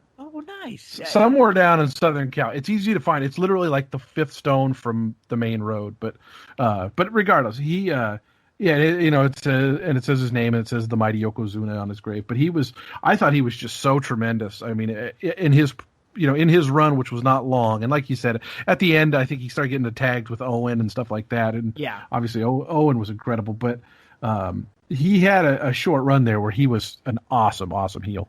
Yeah, there would be heels that would get built up that you'd kind of be like, okay, this is the bad guy, but they're kind of like, I was legit nervous about Yoko. You know, it's like as a Bret fan, as just like a wrestler, like, man, I don't know who's going to beat him, you know, kind of a thing. Like, if this guy gets the title, he's going to run with it for a while. And, you know, you have Mr. Fuji with him too. And in the Royal Rumble, he like threw Randy Savage over, you know, Macho like tried to pin him, which was always one of those really funny, weird spots at the end of the 93 Rumble. And he does the flying elbow and he tries to pin him. And then Yoko like plexes him basically over the top rope to end the Rumble. And so he was just terrifying. Right before this, I was nervous whenever there would be a good guy that I liked. And, you know, it was Hacksaw Jim Duggan was in a little feud with Yoko leading up to WrestleMania. And so I was, you know, rooting for Hacksaw USA. Oh, you know, didn't you do the bonsai drop on the flag on Hacksaw? Yeah. And so I remember anytime like one of the good guys was near the corner, near the ropes, I'd get nervous. Like, Yoko's like close enough to be able to do his bonsai drop there. And he did it on Bret, you know, like a week or two before this match on Raw. One of the funnier things in this match, after they go back and forth, and it's, you know, Bret was just really good. He could get good matches out of almost anyone, and he did a really good job in here. The people in the crowd are chanting, like Yoko's beating on Bret, and they're chanting USA. Even though Bret's Canadian, Yokozuna's supposed to be from Japan, even though he's actually from the U.S. And Bobby even points that out at some point. He says, you see how bright they are. One guy's from Canada, the other guy's from Japan. But the last few minutes of this match were really solid too. Brett was on offense. He hooks in the sharpshooter. It looks like he does his his normal 4 or 5 regular moves that he always does to set up. Elbow off the second rope. Elbow off the second rope. Clothesline where he goes down as well, like the feet forward clothesline. Yeah. Exactly. All his 4 or 5 moves, side Russian leg sweep. He does all those things, and then he hooks in the sharpshooter, which they didn't know if he could do because Yoko's legs were so big. That was kind of can he even do that? Yeah, and he looks like he's going to win. And then, as you mentioned, I think it was a week ago or so on Twitter, James. A week ago on Twitter, Jason. If you get thrown in, some salt in your eyes, you're basically dead. That's dead. You can't come back from that. Nobody has ever kicked out from the salt, You know what? You know what? And you know what else we found out? We found out at King of the Ring that flash photography is also very, very dangerous and will knock you out. Like the two most dangerous things on earth: salt and flash photography. The camera, which was and so what ends up happening? So Mr. Fuji takes out his salt. He when Bret Hart's got the sharpshooter locked in, he throws the salt in the eyes of Bret. Bret relinquishes the sharpshooter, falls over. Yoko doesn't even do a leg drop, an elbow drop, anything. He just immediately pins him straight from the salt to the pin. Yokozuna is your new champion. And then about 10 seconds later, Hulk Hogan shows up in the ring. And can I ask you, I'm trying to remember right now and I can't. Where was the ref when the salt got thrown? Back was turned. Because Bret had no manager. I think he's looking at Yoko to see if Yoko's going to give up in the sharpshooter, and Bret's facing Fuji, and then Fuji throws it right into his eyes. And then so Bret kind of falls over, he gets pinned, and so Bret's on the outside of the ring, he's got the salt in his eyes, he's in obvious pain, and Hogan comes running down to the ring, and he's pissed off, he's pointing to the ref, he's trying to tell him what happened. He goes to console Bret a little bit, and then Fuji grabs the mic, and he says, "My Yokozuna, better," something like that to Hulk Hogan. Basically calls him out, says, "Yoko's better than you. We challenge you right now for the WWF Championship." And Hogan, feel like Yoko didn't approve of that. No, Yoko's like huffing and puffing at this point too. He's like, "What the hell," And Hogan does, been all my career. Let me go have a beer first. Yeah. Hogan does the great look to the fans. Should I go? Should I go? He looks to Bret. Bret gives him the wave. Go ahead. And Hogan runs in, and it's just literally 10 seconds. Punch. Hogan with the kick. The big boot, the leg drop, he gets the pin, and Hulk Hogan is your new WWF champion again. I believe this was his 5th championship at the time, and this was really strange. As a kid, it didn't bother me at all. I put the same thing at the bottom. Yeah. I said at the time, I just thought it was super cool. The Hulkster won. Yeah. We were all, my whole party, we were all high-fiving. I loved it. Yeah. I loved it. And it's weird to look back on now because you just don't see thing like this happen all the time, but this was just, this was really Hulk Hogan. And I think this was Vince trying to still hang on a little bit more to Hulk. The plan was, so Bret was supposed to win the title initially. He was going to keep his run going. When they realized that that Hogan was going to come back for a little bit, the plan was to have Hogan win this here, and then Bret was going to beat Hulk Hogan clean at SummerSlam 1993. It was going to be like a good guy versus good guy, like they did with the Warrior, an opportunity for Hogan to put Bret over the torch. Exactly, passing of the torch. And so Bret was fine, like, oh sure, perfect. I'm going to get this big match against Hulk Hogan and a build against Hogan, and I get to be put over as like the next guy. And we see that's not what happens. Hogan didn't like the idea. He was a bigger guy, and he just didn't really like the idea of losing to a smaller guy like Bret. He would rather lose to Yokozuna. So following this, at the King of the Ring, we end up getting a Hulk Hogan versus Yokozuna. That's basically a pay-per-view that they end up really building for Bret Hart because he ends up winning the King of the Ring. He wins like 3 matches on the show, and he has a great run. But it's crazy to see how the long term, what was planned right here doesn't happen. And then in just like 3 months, Lex Luger is the new kind of face of the company for the next few months. They give him the run. They turn him. It was, like we said, the show, there wasn't a lot of great work rate and matches, but I don't have a bad feeling when I rewatch this show. I still enjoy rewatching it. I still get nostalgic for a lot of these moments. There were a lot of like really memorable characters here, and it's what they always like doing, like send the crowd home happy. We had up until this point, we did not have one time where there was a heel that had won at WrestleMania in the last match, and it almost happened. So like all the way up through here, it was always good guy winning at the very end, send the crowd home happy. I never thought about that, Gino. That's actually a pretty sharp observation. Yeah, I think it was until like 4 or 5 years later when we saw, I think, because obviously Hart won the next year. So yeah, Hart won the next year, and then it was the year after was LT, and then the year after was Michaels. Yeah, Lawrence Taylor, which was in the main event. I like Bam Bam too. Bam Bam falls in that Yokozuna category of pretty good working big man for me. And he was late 80s, and then he kind of got another really good run in like 93, 94, 95, and it shows how much they thought of him, that they were willing to give him a spot in the main event of WrestleMania there against LT. So yeah, I mean, I didn't. When you look at the match on paper, and I'm like reading through, and like when I talked about it with a couple other people, they're like, "Oh, that's such a bad WrestleMania," and it is if you're looking at it through today's eyes, with like, "Oh, we want things to be 5-star matches and this and that." But you know what? There was I remember a lot about this WrestleMania. I always will, yeah. and I didn't have a problem going back and watching it. I had a lot of fun. What were some of the things that stood out to you?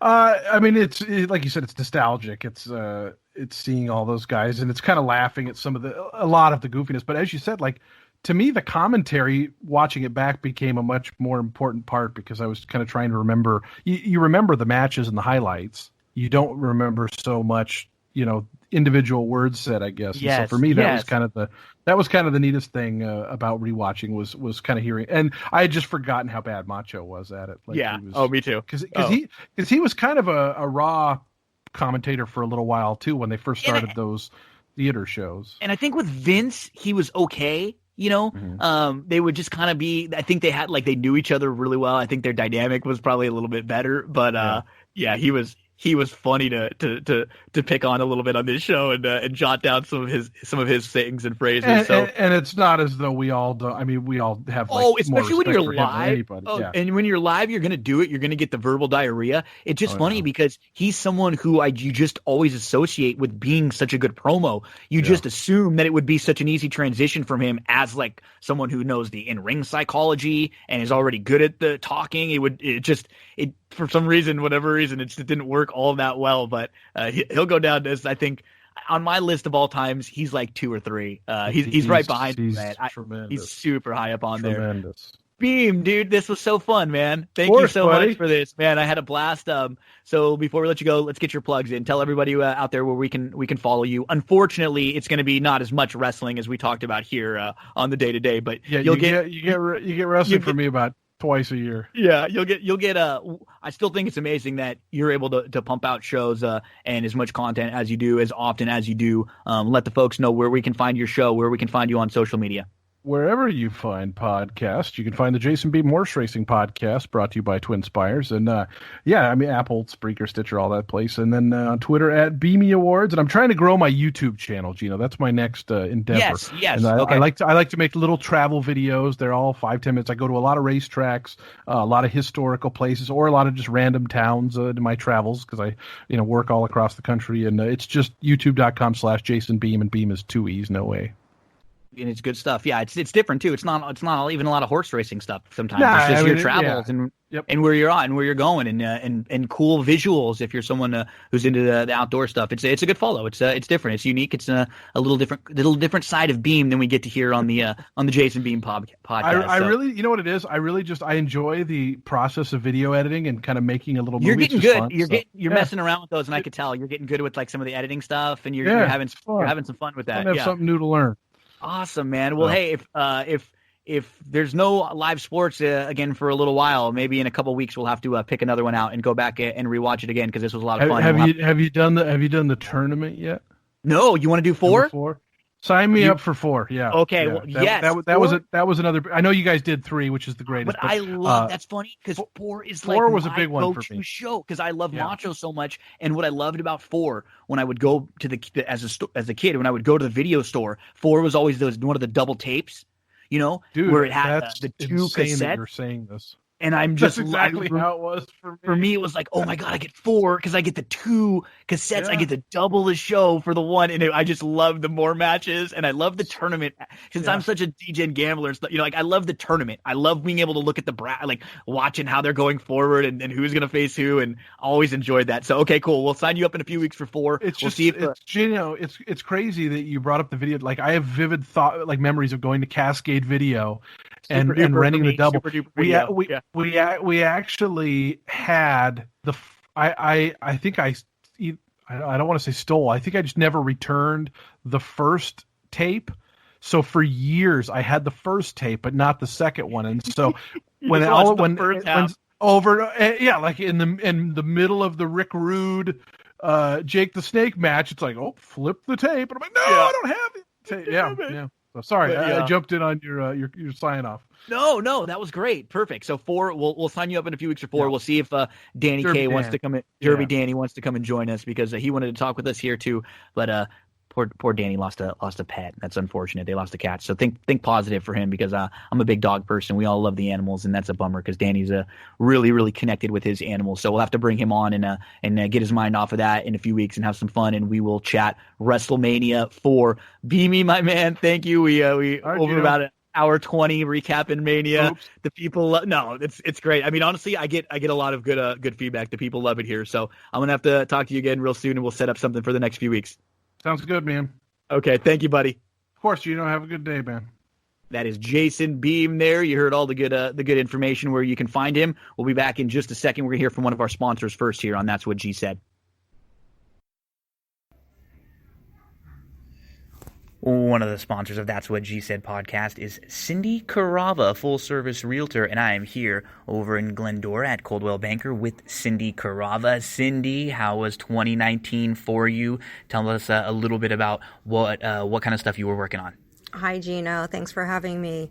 2019 was just really great. I had a great year selling homes all the way from Altadena, Arcadia, Monrovia, out to Upland and Ontario just recently. The market has been really good. We're looking forward to 2020 with an increase in home prices about 5.8% this year, opposed to last year where it was a little softer. We saw more like homes averaging about 3.5% in increase in value. It's also looking great for buyers. The interest rates right now are going to be staying under 4%. So if you've been on the fence about thinking about buying a home, now is the time to do so with interest rates still staying low. And you offer more services than just the buying, selling, and leasing homes. Tell us about some of the other services that you offer and what a full-service realtor really is. So you're right, Gino. Besides me being a full-service realtor of finding properties for my clients to buy or selling their homes or finding rentals for them, I also have a plethora of resources like handyman, contractors, electricians, plumbers. Like I said, if you're thinking about getting a home loan, I actually work with 2 great lenders that I can recommend to anybody. And you're all over the internet, social media, websites. Let us know some of the places where we can find you. I know I've seen some reviews on Yelp and on Zillow. Everyone always has positive things to say. Everybody hears me raving about you all the time. But where can everyone else find out information about you or contact? Thank you, Gino. Yeah, I am on Facebook and Instagram and LinkedIn. And you can contact me on my website, which is www.cindycarava.com, or my email, which is cindyc.realtor@gmail.com, or feel free to call or text me on my cell phone, which is 626-394-6400. Cindy is awesome. She's one of the kindest and most genuine people I've ever met. I promise you, you will enjoy every minute you interact with her. So thank you very much, Cindy. Appreciate all of your support from That's What G Said podcast. Thank you, Gino. Have a great day, everyone. A big thank you to Jason Beem. I've had a lot of fun doing these WrestleMania recaps. We're going to have another one coming up for you later in the week with Andrew and Darren, where we chat about Wrestlemania 10 from 1994, and then I'll set something up for a few weeks with with Jason, where we go back in time and talk about WrestleMania 4 from 88, right? Yeah, 88 is 4, 89 is 5, 90 is 6 with the Warrior Hogan. Okay, now we get into the horse racing. Let's talk a little Tampa for Wednesday. There's a Pick 5 carryover, so we'll get your past performances out for Tampa April the 8th. And I'm just going to go through the late Pick 5 races here. We'll talk about who we like in that sequence. So nothing in the first few races for me. But we do go to race number 4. And, it's a really difficult sequence. You got to be honest in here. The one Beach Treasure girl, you look at her last couple, she's tough to completely dismiss. She wasn't a bad third last time out. She broke out. She was bumped at the start. She was last early on, but she was asked for some run. She went 4 wide. She just missed second last time out, and the top 2 were sitting third, and they were the pace setters, so she didn't necessarily have the best trip in there. She's coming out of some productive races. Wouldn't talk you off her. The 2 Inca Princess is kind of tough to use. She was 0 for 41, and she just was all out to get up at 45-1 last time out on the grass, and was 0 for 16. Had never finished in the exacta prior to that. I'm okay with taking a shot against the 3 in a lot of spots. She had a slow start last time out. She was squeezed back. She was against the 25 non-2s. She was way out of it. She made an early wide move up to within, about 5 lengths, but the field was all bunched. It was kind of a weird race. She's just tough to trust if she's going to be a short price in here. And I'm not even a huge fan of the 4, Shinumi. She broke out. She settled fish. She was in the 2-pass. She's about 4 or 5 lengths off. She had to angle around 5 wide. She was just a little bit flat late. The slow second quarter. She was put up to third via DQ. When you look a few starts back. I don't love her. Now we'll get to the horses that I like a little bit. I like the 5 Noble Intentions in here. If you look at the January 20th race, that was a race I really like. Her last couple come at Gulfstream Park, and they're just against better. And you notice she's in big fields, and she hasn't been running poorly. I just think she's been in races that are probably just a tad too tough for her. This is a much, much better spot. Both of her last 2 are sneaky, and Noble Intentions will include. So she was taken back on January the 20th. She was not as quick as most. She was 9th of 10, but she moved in between. She was loaded, and she just had nowhere to go. Easily could have been second that day. And last time out had a wide draw, but was able to get over to the 2-path. Was up to third, but was within a few, and she had to make a wide bid. I just think there was, facing company that was a little bit tougher, and this is a much better spot for her.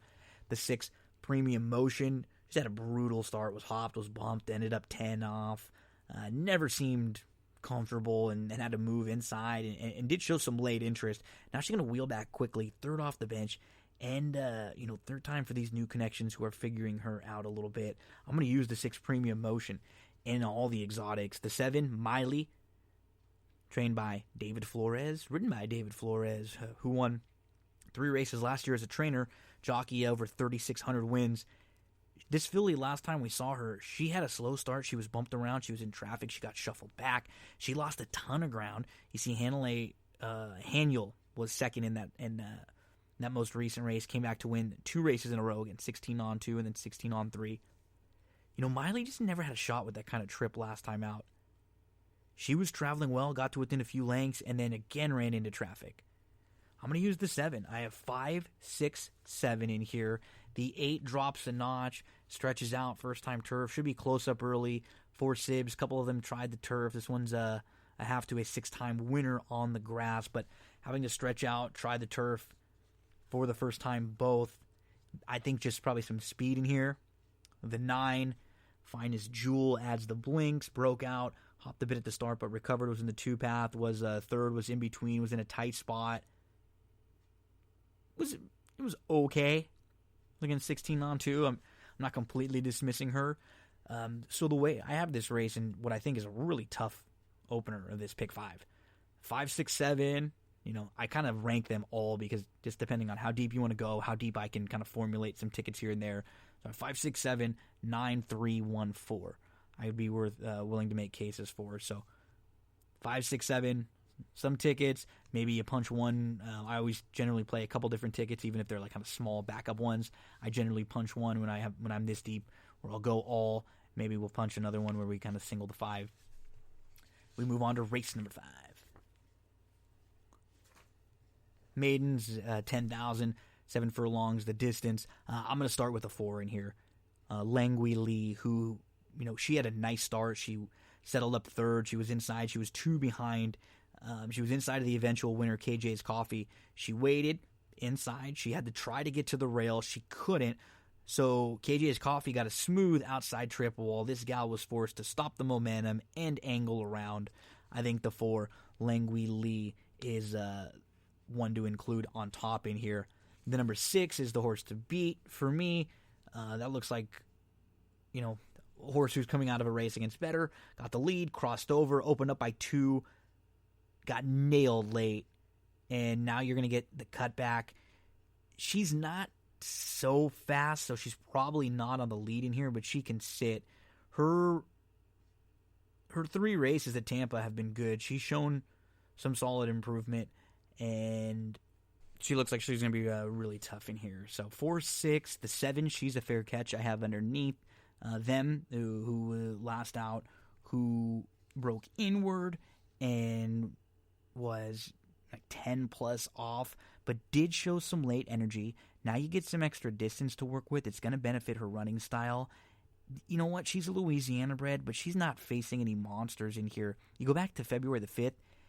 She was taken back. She had to maneuver around a jock spill, and she actually ran pretty well late to just miss second. I think the 7's got a big shot in here. She's a fair catch. So I have 4, 6, 7. Underneath them, I have the 10, Katie Faluna, who settled mid-pack last time out. Was one who ran up into traffic, was on the heels in the 2-path and had to steady, shuffled, lost a few lengths, came on again in between, nowhere to go, moved inside, in traffic. This was not a good ride. What's unfortunate about that is the same jock, Romero, is back aboard, and this is a jock who is 0 for 45 lifetime, still looking for the first victory. So you just might be at the mercy of an eventful ride, especially with a horse like this who's going to be having to come from the back. It's not like you just need to get out front here. You're going to have to come from well out of it. The inside couple, I could make cases for Moments to Savor and La Cafetera, who's just lightly raced and who maybe just too early to give completely up on yet. The 1, Low Percentage Connections, but she kind of fits in here and she has a shot. The 9's another one, Mighty Electrica, who, she probably gets the lead in here, 3rd off the long layoff, 2nd time at this low level. She had a good start. She got the lead by a length, and she had the lead at the top of the lane, but she just kind of stopped badly late. And maybe she can improve in here and have a little more bottom, but I would have liked to see a little more finish. I have this race 4, 6, 7, 10, 1, 9, 2, depending on how deep you want to go, how deep you can go. But I have 4 and 6 as kind of the top tier, and the 7 right behind them. Let's go to race number 6 here. And the 8 is where I'm going to begin. And that's Better Yet, who was just buried inside last time out, was about 5 lengths off with nowhere to go, and finally got a seam mid-stretch and shot up to 3rd. Better Yet, with a better trip, would have been right there, and I think she really fits with a lot of these. The only concern with her is that she doesn't have that kind of tactical style that might give you a little better value on her sometimes because she's not able to, dictate her own trip as much as some of the others in here.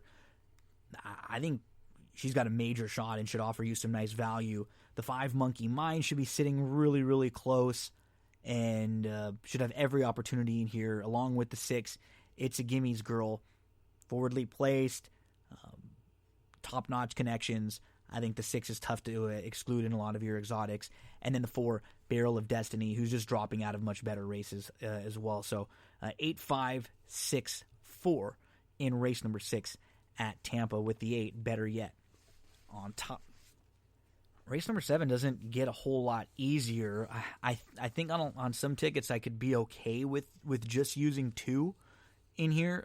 2 horses, which are the 1, I'm a Wildcat, who just had to need his last start. I mean, he hadn't raced from May of 2018 to March of 2020, and he showed some speed and then faded. You're going to get that race under your belt now. I don't think there's a ton of other speed in here. You'll get the 5 Solitary Jack, who's never even been on the dirt. We don't really know what to expect from him. Maybe back page, a little bit of speed, but I think I'm a Wildcat from the rail. If he breaks well, he has a big opportunity to try to steal this race. The 9, Amelia's Wild Ride, is really the horse to beat. He hasn't been on dirt since 2015. He's actually been a Grade 3 winner before in a race that was on a wet racetrack that was taken off the turf. So he's going to go back to dirt, this old 9-year-old who has won a ton of races, but he's been, a little bit off form recently, and he'll hope that the switch to the dirt can kind of wake him up a little bit. If he runs well, they're all going to be running for second in here. The 7, Big Gillette, going to go second off the long layoff, drops, cuts back to the dirt, and Camacho's jumping on. You're going to at least get a horse who's going to be flashing some tactical speed on the cutback, and if he's close, he could be tough to pass late. So 1, 9, 7, and then after that, the 4, Double Deep, kind of obvious. 0 for the last 10, but they were against better, and he's been competitive, so wouldn't be a huge shock there. The 6, the Great Ludini, one more step forward off of his last effort, and he wins, but, he's 4 for 49. He's just tough to trust overall. And then the 5, Solitary Jack, what are you going to get from him on his first start on a dirt racetrack? We just don't really know. Maybe with some speed he can hang around for a slice. I have 1, 9 on kind of a tier above everyone else. Below them, if you want to go deeper, how you formulate your tickets, then I have 7, 4, 6, and 5 in race number 7 there at Tampa. And we'll close things out in race number 8. I'm going to go to the 7 in here. That is Windfall Pratt. This dam was a multiple graded stakes winner on the grass. A couple siblings, 2 of them were winners, both won on the turf, including Profiteer, who was a 5-time winner on the grass. The first 2 starts on the grass were at Saratoga and at Belmont in races that are just much tougher than this. You have a horse who's now turned 3. Shug does a really nice job when he sends horses over here to Tampa. I think the number 7, Windfall Profit, going to be real tough in here. Let's put the 7 on top, and we'll use in all exotics. I like the 1, Twirling Star, who was away a little slowly, was 7th of 8, was 7 off, angled 4 wide at the top of the lane, was a clear-cut second. That was going 5. Now you get the stretch out to a mile for a horse who's already shown a little speed going long. This one will probably be a little closer, but also can pass horses. So let's use the 1, Twirling Star, in all exotics. The 9 and 10, I think, are also tough to exclude. I kind of have them on that top tier. The 9, Gaelic Gold's the first-time starter. The dam won 4 times on the grass, was a Grade 3 winner. 4 siblings, 3 of them are winners, and 1 of them on the turf. And it's Clement, and it's Camacho. Very good barn with first-time starters. Gaelic Gold, tough to exclude. And the 10, Screen Image. Don't leave this mare out. She really needed her race last time out. She had not raced since October of 2018. Look at some of those races on the grass prior to that. The Delaware races, they're not bad. Even the race at Saratoga isn't bad. If you just cross out the Kentucky race, you're left with some nice form overall. She wouldn't be a huge shock in here. 7, 1, 9, 10. And then if you want to go a little deeper, what the 2 and the 3, the 2 Heavenly Peace took up at the start and was 9th, and then ran up onto the heels of Arrival, was in between horses, was okay late. That was at Gulfstream. That was against better, so she wouldn't be a shock in here. And then the 3, Clear as Day, has some pace cutting back. She sat second last time out. She didn't really finish well. Just kind of like others more in here. But if you're playing a deep ticket or 2, I wouldn't talk you off using them. I have 7, 1, 9, 10, 2, 3. So I'll kind of give you some horses just to make sure you include. In the 4th race, the number 5, Noble Intentions. 5th race, the number 4, Languili. 6th race, the number 8, Better Yet. And the 8th race, the number 7, Windfall Profit. I'll take a couple different approaches here. So just to kind of give you an idea of how I formulate my tickets. There'll be one where I use just most of the horses that I really kind of have on the top tier.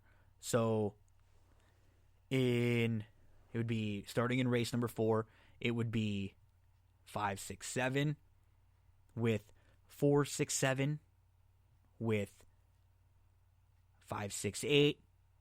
You want to throw the 4 in there, feel free, with 1, 9, with 1, 7, 9, 10. And then I would do a second ticket, something like all in the 4th with 4, 6, with 5, 6, 8, with 1, 9, with 1, 7, 9, 10. And I do another ticket where I do something like, and again, these are just me kind of spitballing and telling you out, thinking out loud. This is how I kind of approach the ticket structure, a few different tickets. This one would be something like single Noble Intentions, 5, single to 4, Languili, and then go deep in the last 3. If we get through those first 2, we could do something like, 5 with 4 with 1, 4, 5, 6, 8, with 1, 4, 5, 6, 7, 9, with 1, 2, 3, 7, 9, 10. So a couple different approaches there to the Tampa Pick 5 Best of Luck there in that Pick 5 sequence with the carryover on Wednesday. Let's get to Thursday. Let's talk some Gulfstream and then some Oaklawn. I like the Gulfstream races a lot better than I like the Oaklawn ones. Thursday, April the 9th, Gulfstream Park. Starting race number 1. I think you got to use the 8, Keep Marching. And let's play a win wager if we can get any kind of a decent price on this. Let's look at his turf form. Okay, it's 3 grass races. The first one is back in July. That's at Woodbine when he's actually favored. And he had a bad start. He was forced out. He gets caught wide. He moves 3 wide. He's up to within 2 lengths. He's 4 wide at the top of the lane. And then he tires. And then that race sends him to the bench to December. So he races on the synthetic, races on the dirt, comes back to the grass at Gulfstream Park on February the 8th. He is a step slow, then he's squeezed, and then he settles 6th, 7th. He angles out 4, 5 wide, but the leader had already opened up, and he just missed a second that day on February the 8th when finishing 4th. And then February 26th, he takes up early. He settles 6th. He's like 10 off. He's too deep. He runs into some traffic at the back of the pack. His best race puts him right there. And he's a big price in here. There are no monsters at all. I think he looks more like a 5-6 to 1 shot than a 15 to 1 shot. Let's use the 8, Keep Marching, on top in all exotics. The 1, Magical Mike, blinkers off, very logical on the big drop. The 3, Jack Beanstalk, who has a little speed, who's going to be stretching out back to the mile on the turf. The turf tries were against Better, and he should at least be forwardly placed in here with Saez from the inside. And then what about the 4, Traffic Trouble, who, guess what? Ran into a little traffic trouble. He was in tight going into the first turn in his last start, and he lost some momentum. He settled 5th. He was too deep. He was early. He was 3 wide. He was okay. It was better than it looks. So 8, 1, 3, 4. If you're playing any kind of early exotics, even the 12, I think you can make a little bit of a case for. But I like the 8. Make sure to include Keep Marching however you play. In race number 2, I do think the 7, Dizzy Sighted, would going to be really, really tough on the drop. I really don't like playing horses like this, who was a $125,000 purchase, who's in for $62,500, and but he does look really, really tough in here. The 5, Steadily, you want to make another case.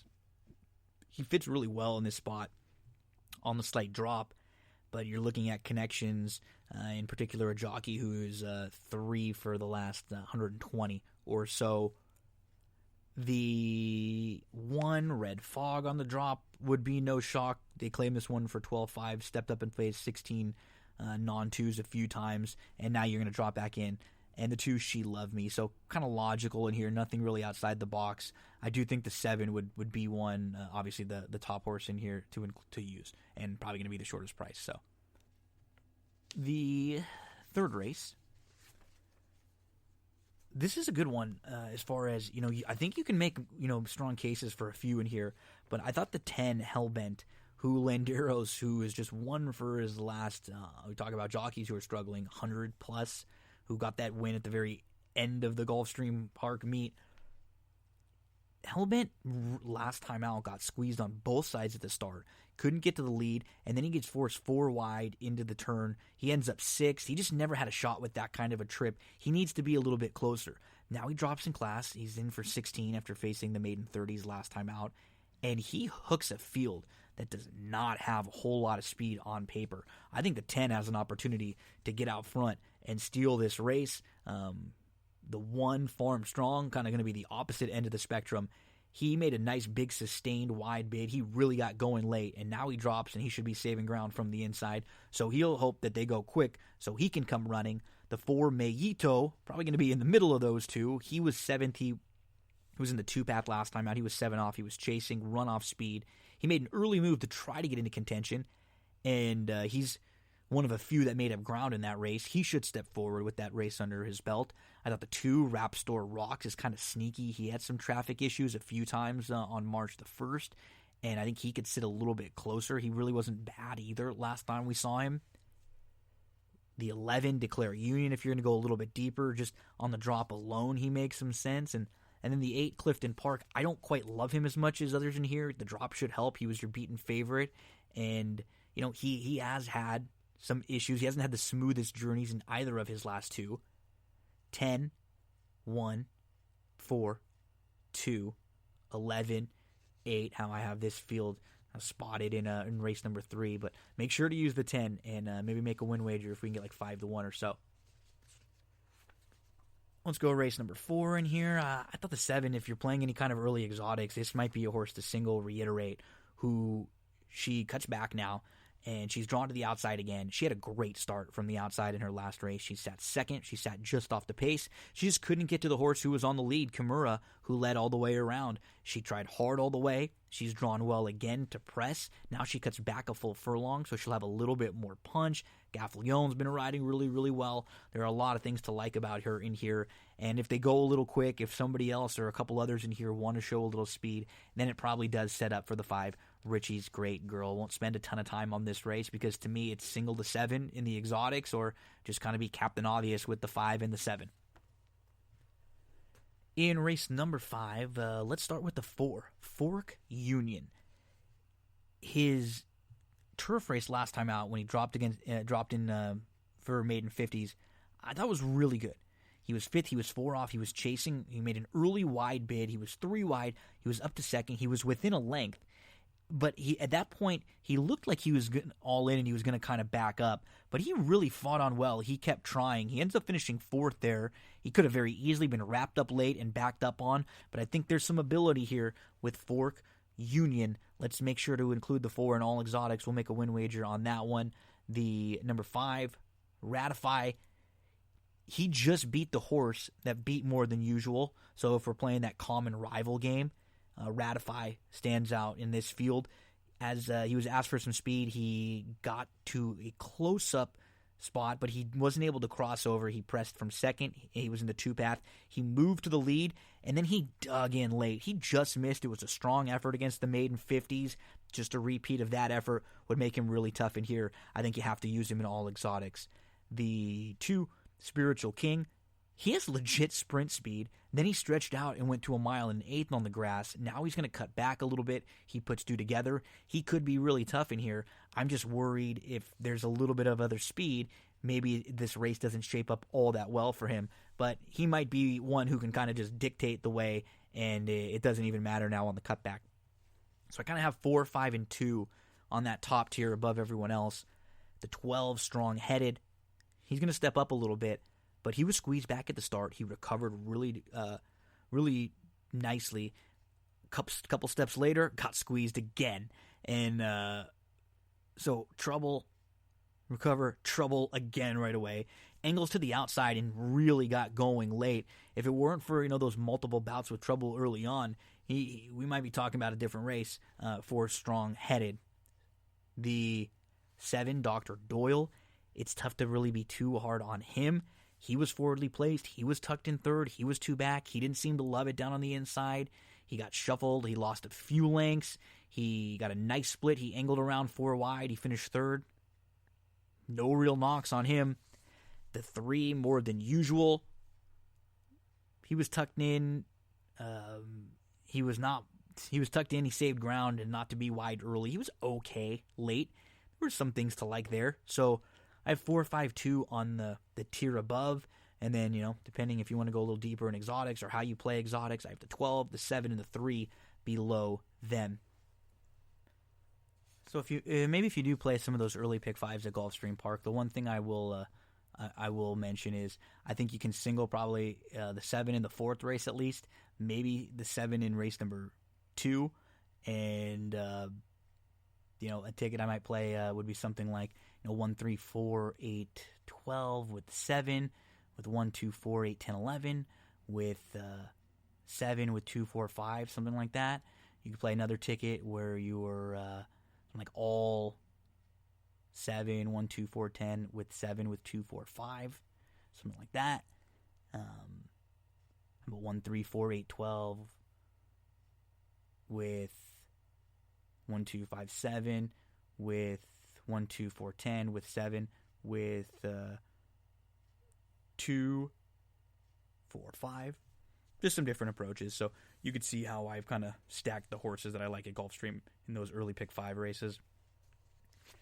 The 6th race, I'm going to go to the 7 in here, 50 cents. So you can go through his entire career of just a short 4 race career and make legitimate excuses for some of the poor performances, right? So in his debut, he gets money at Saratoga against New York Breds in a maiden special weight, in a New York bred maiden special weight, and he just, not the smoothest of starts, but he actually moved right into contention, but he was inside, he was up on the heels of a rival, he had a steady back, he lost ground, he couldn't come on again. It was much better than it looks on paper.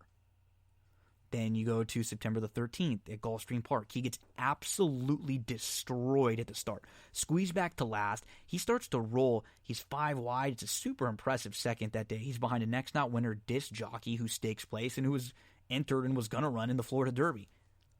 So February 6th comes back off of a long layoff. Shows speed going a mile. So it's going a little too far. Speed and fade. Sure, he gets a little bit tired. That's fine. Switches barns. And last time out, draws the rail, was asked for some speed, was right up onto the heels of a rival, nowhere to go, was boxed, was steadied, was checked multiple times. He just had a brutal, brutal trip. I'm going to have the 7 horse on top, 50 cents. The 9, Quiet Company. He's finally able to string a few starts together. She's going to drop in class. She's going to drop in class in here. And she's interesting because you just see the layoff lines, and I want to give her a shot in here against the boys. I think she fits really well on the drop-in class with the opportunity to string a couple together. The 8, Unprecedented, first-time gelding, coming out of some strong races on the drop, probably going to be forwardly placed in here. The 5, 3 Deep, who, logical, obvious, coming off a runner-up effort last time out where he just missed. 7, 9, 8, 5. Don't forget about that 7, 50 cents to include in your exotics. Race number 7, no strong opinion at all in here. So I'm not going to give you any late exotics to play because I hate this 7th race. I'd play something where I went all maybe, and then the other, I'm just really kind of Captain Obvious with 1, 4, 6. So again, no real strong opinion in that 7th at Gulfstream. In race number 8, I think you got to give the 9 a look in here. Uncle Curly, who's going to add the blinkers. Let's look at his last couple races on the grass. Okay, February the 27th, he was parked 5 wide into the turn, gave up a ton of ground. And then guess what happens next time out? He's parked 5 wide into the turn, almost the same exact start, and then you're in some trouble when you're that wide and you're bumping around and you're just hooked so wide early on. Now you're going to drop in class. You're going to add the blinks. Maybe you can get a little bit closer in here. I think the 9, Uncle Curly, is a must-use in all exotics. The 5, Voluble, just had nowhere to go when he loomed up on February the 27th. He was just completely blocked on the inside. He could be tough if he comes running. Preacher Marcy seems like a really nice fit at the level. That's the number 7. And in the 2, Croupies Pizza Dom has some speed, but can also sit off the pace a little bit. He has the tactical advantage on many in here. The 10, Hero Up, has some pace. If anyone gets sent really hard, maybe it's Hero Up trying to steal this race from the outside. 9, 5, 7 with 210. If you want to go a little bit deeper in that 8th race. In race number 9, I'm okay with taking a shot against Moretti. You know, he adds the blinks. I really liked Moretti. I remember I drafted him on a fantasy horse racing team after his maiden win. I thought he was a horse who could run all day. I expected a lot out of him. Many people did because he got action. He was under 5-2 in the Withers. It's funny because Admire was also in the Withers that day. And Admire actually was better than Moretti was. And Moretti, he doesn't really have speed. He's a plotter and a grinder, and he wants to sit kind of close. And I don't know if he's going to be able to do that in here. I'm okay with playing against him in some of your late exotics. Give a look to the 6 first, Stonehands. I'm not sure how far he wants to go, but he should have maybe a 2-length lead in here. The plan has got to be send this horse hard. He's got a little backlash to him also. The 6, Stonehands. The 2 youngest of 5, I loved his win. Second time out, small step forward when stretching out. He's done very little wrong.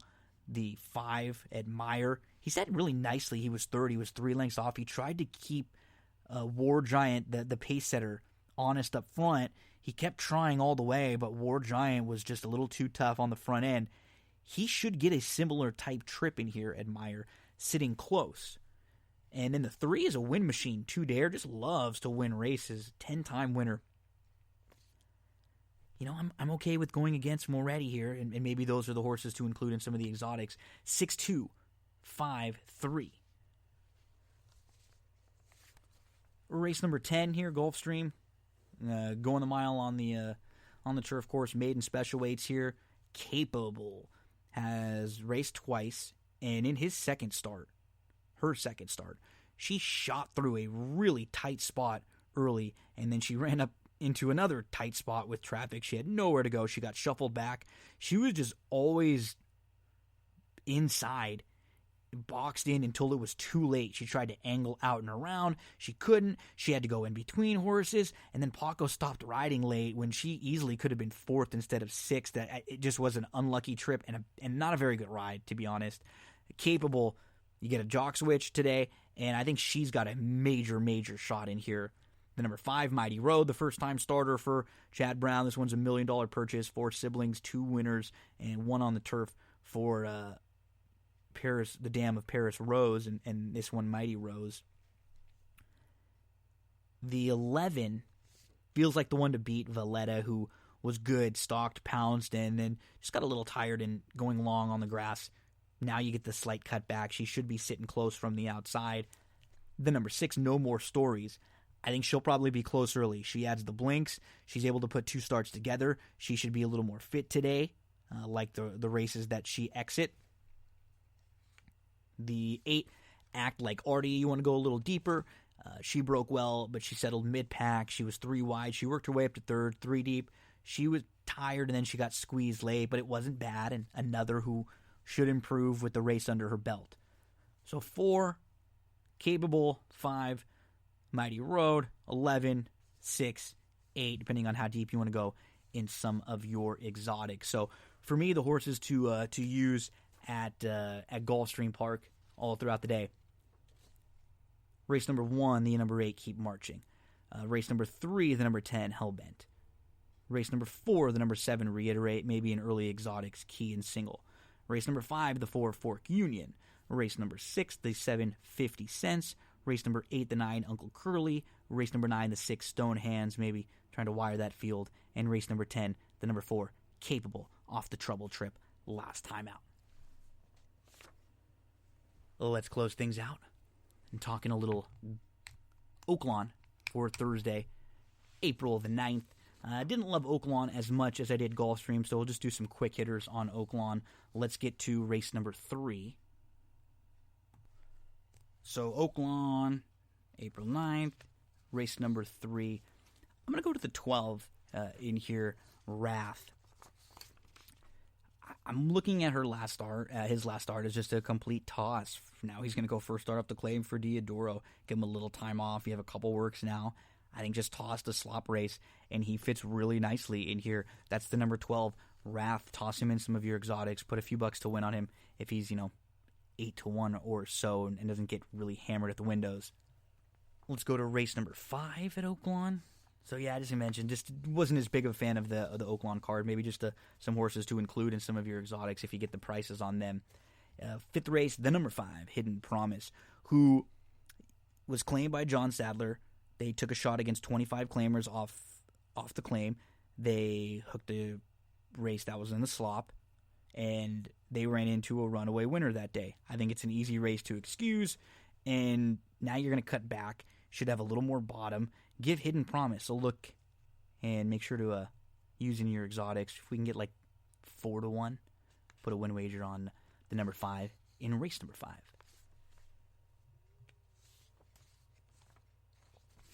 Race number 6, the 1, Davidic Line. A lot of these horses kind of have similar profiles that I like at Oaklawn. Toss the March 14th race in the slop. If you're playing him off of his February 15th race, he fits really, really well in here. A repeat of that effort puts him right on the line. That's the 1. Saves all the ground from the inside. Now third off the short break, toss the slop out last time. In the 7th race, wouldn't be shocked if this horse takes a little bit of money, so maybe more of a late exotics key. And that's the 10, Illusionista, who's going to come back to the dirt. Hooked a sloppy racetrack, actually, in the career debut. And then, the turf race, it really wasn't that bad.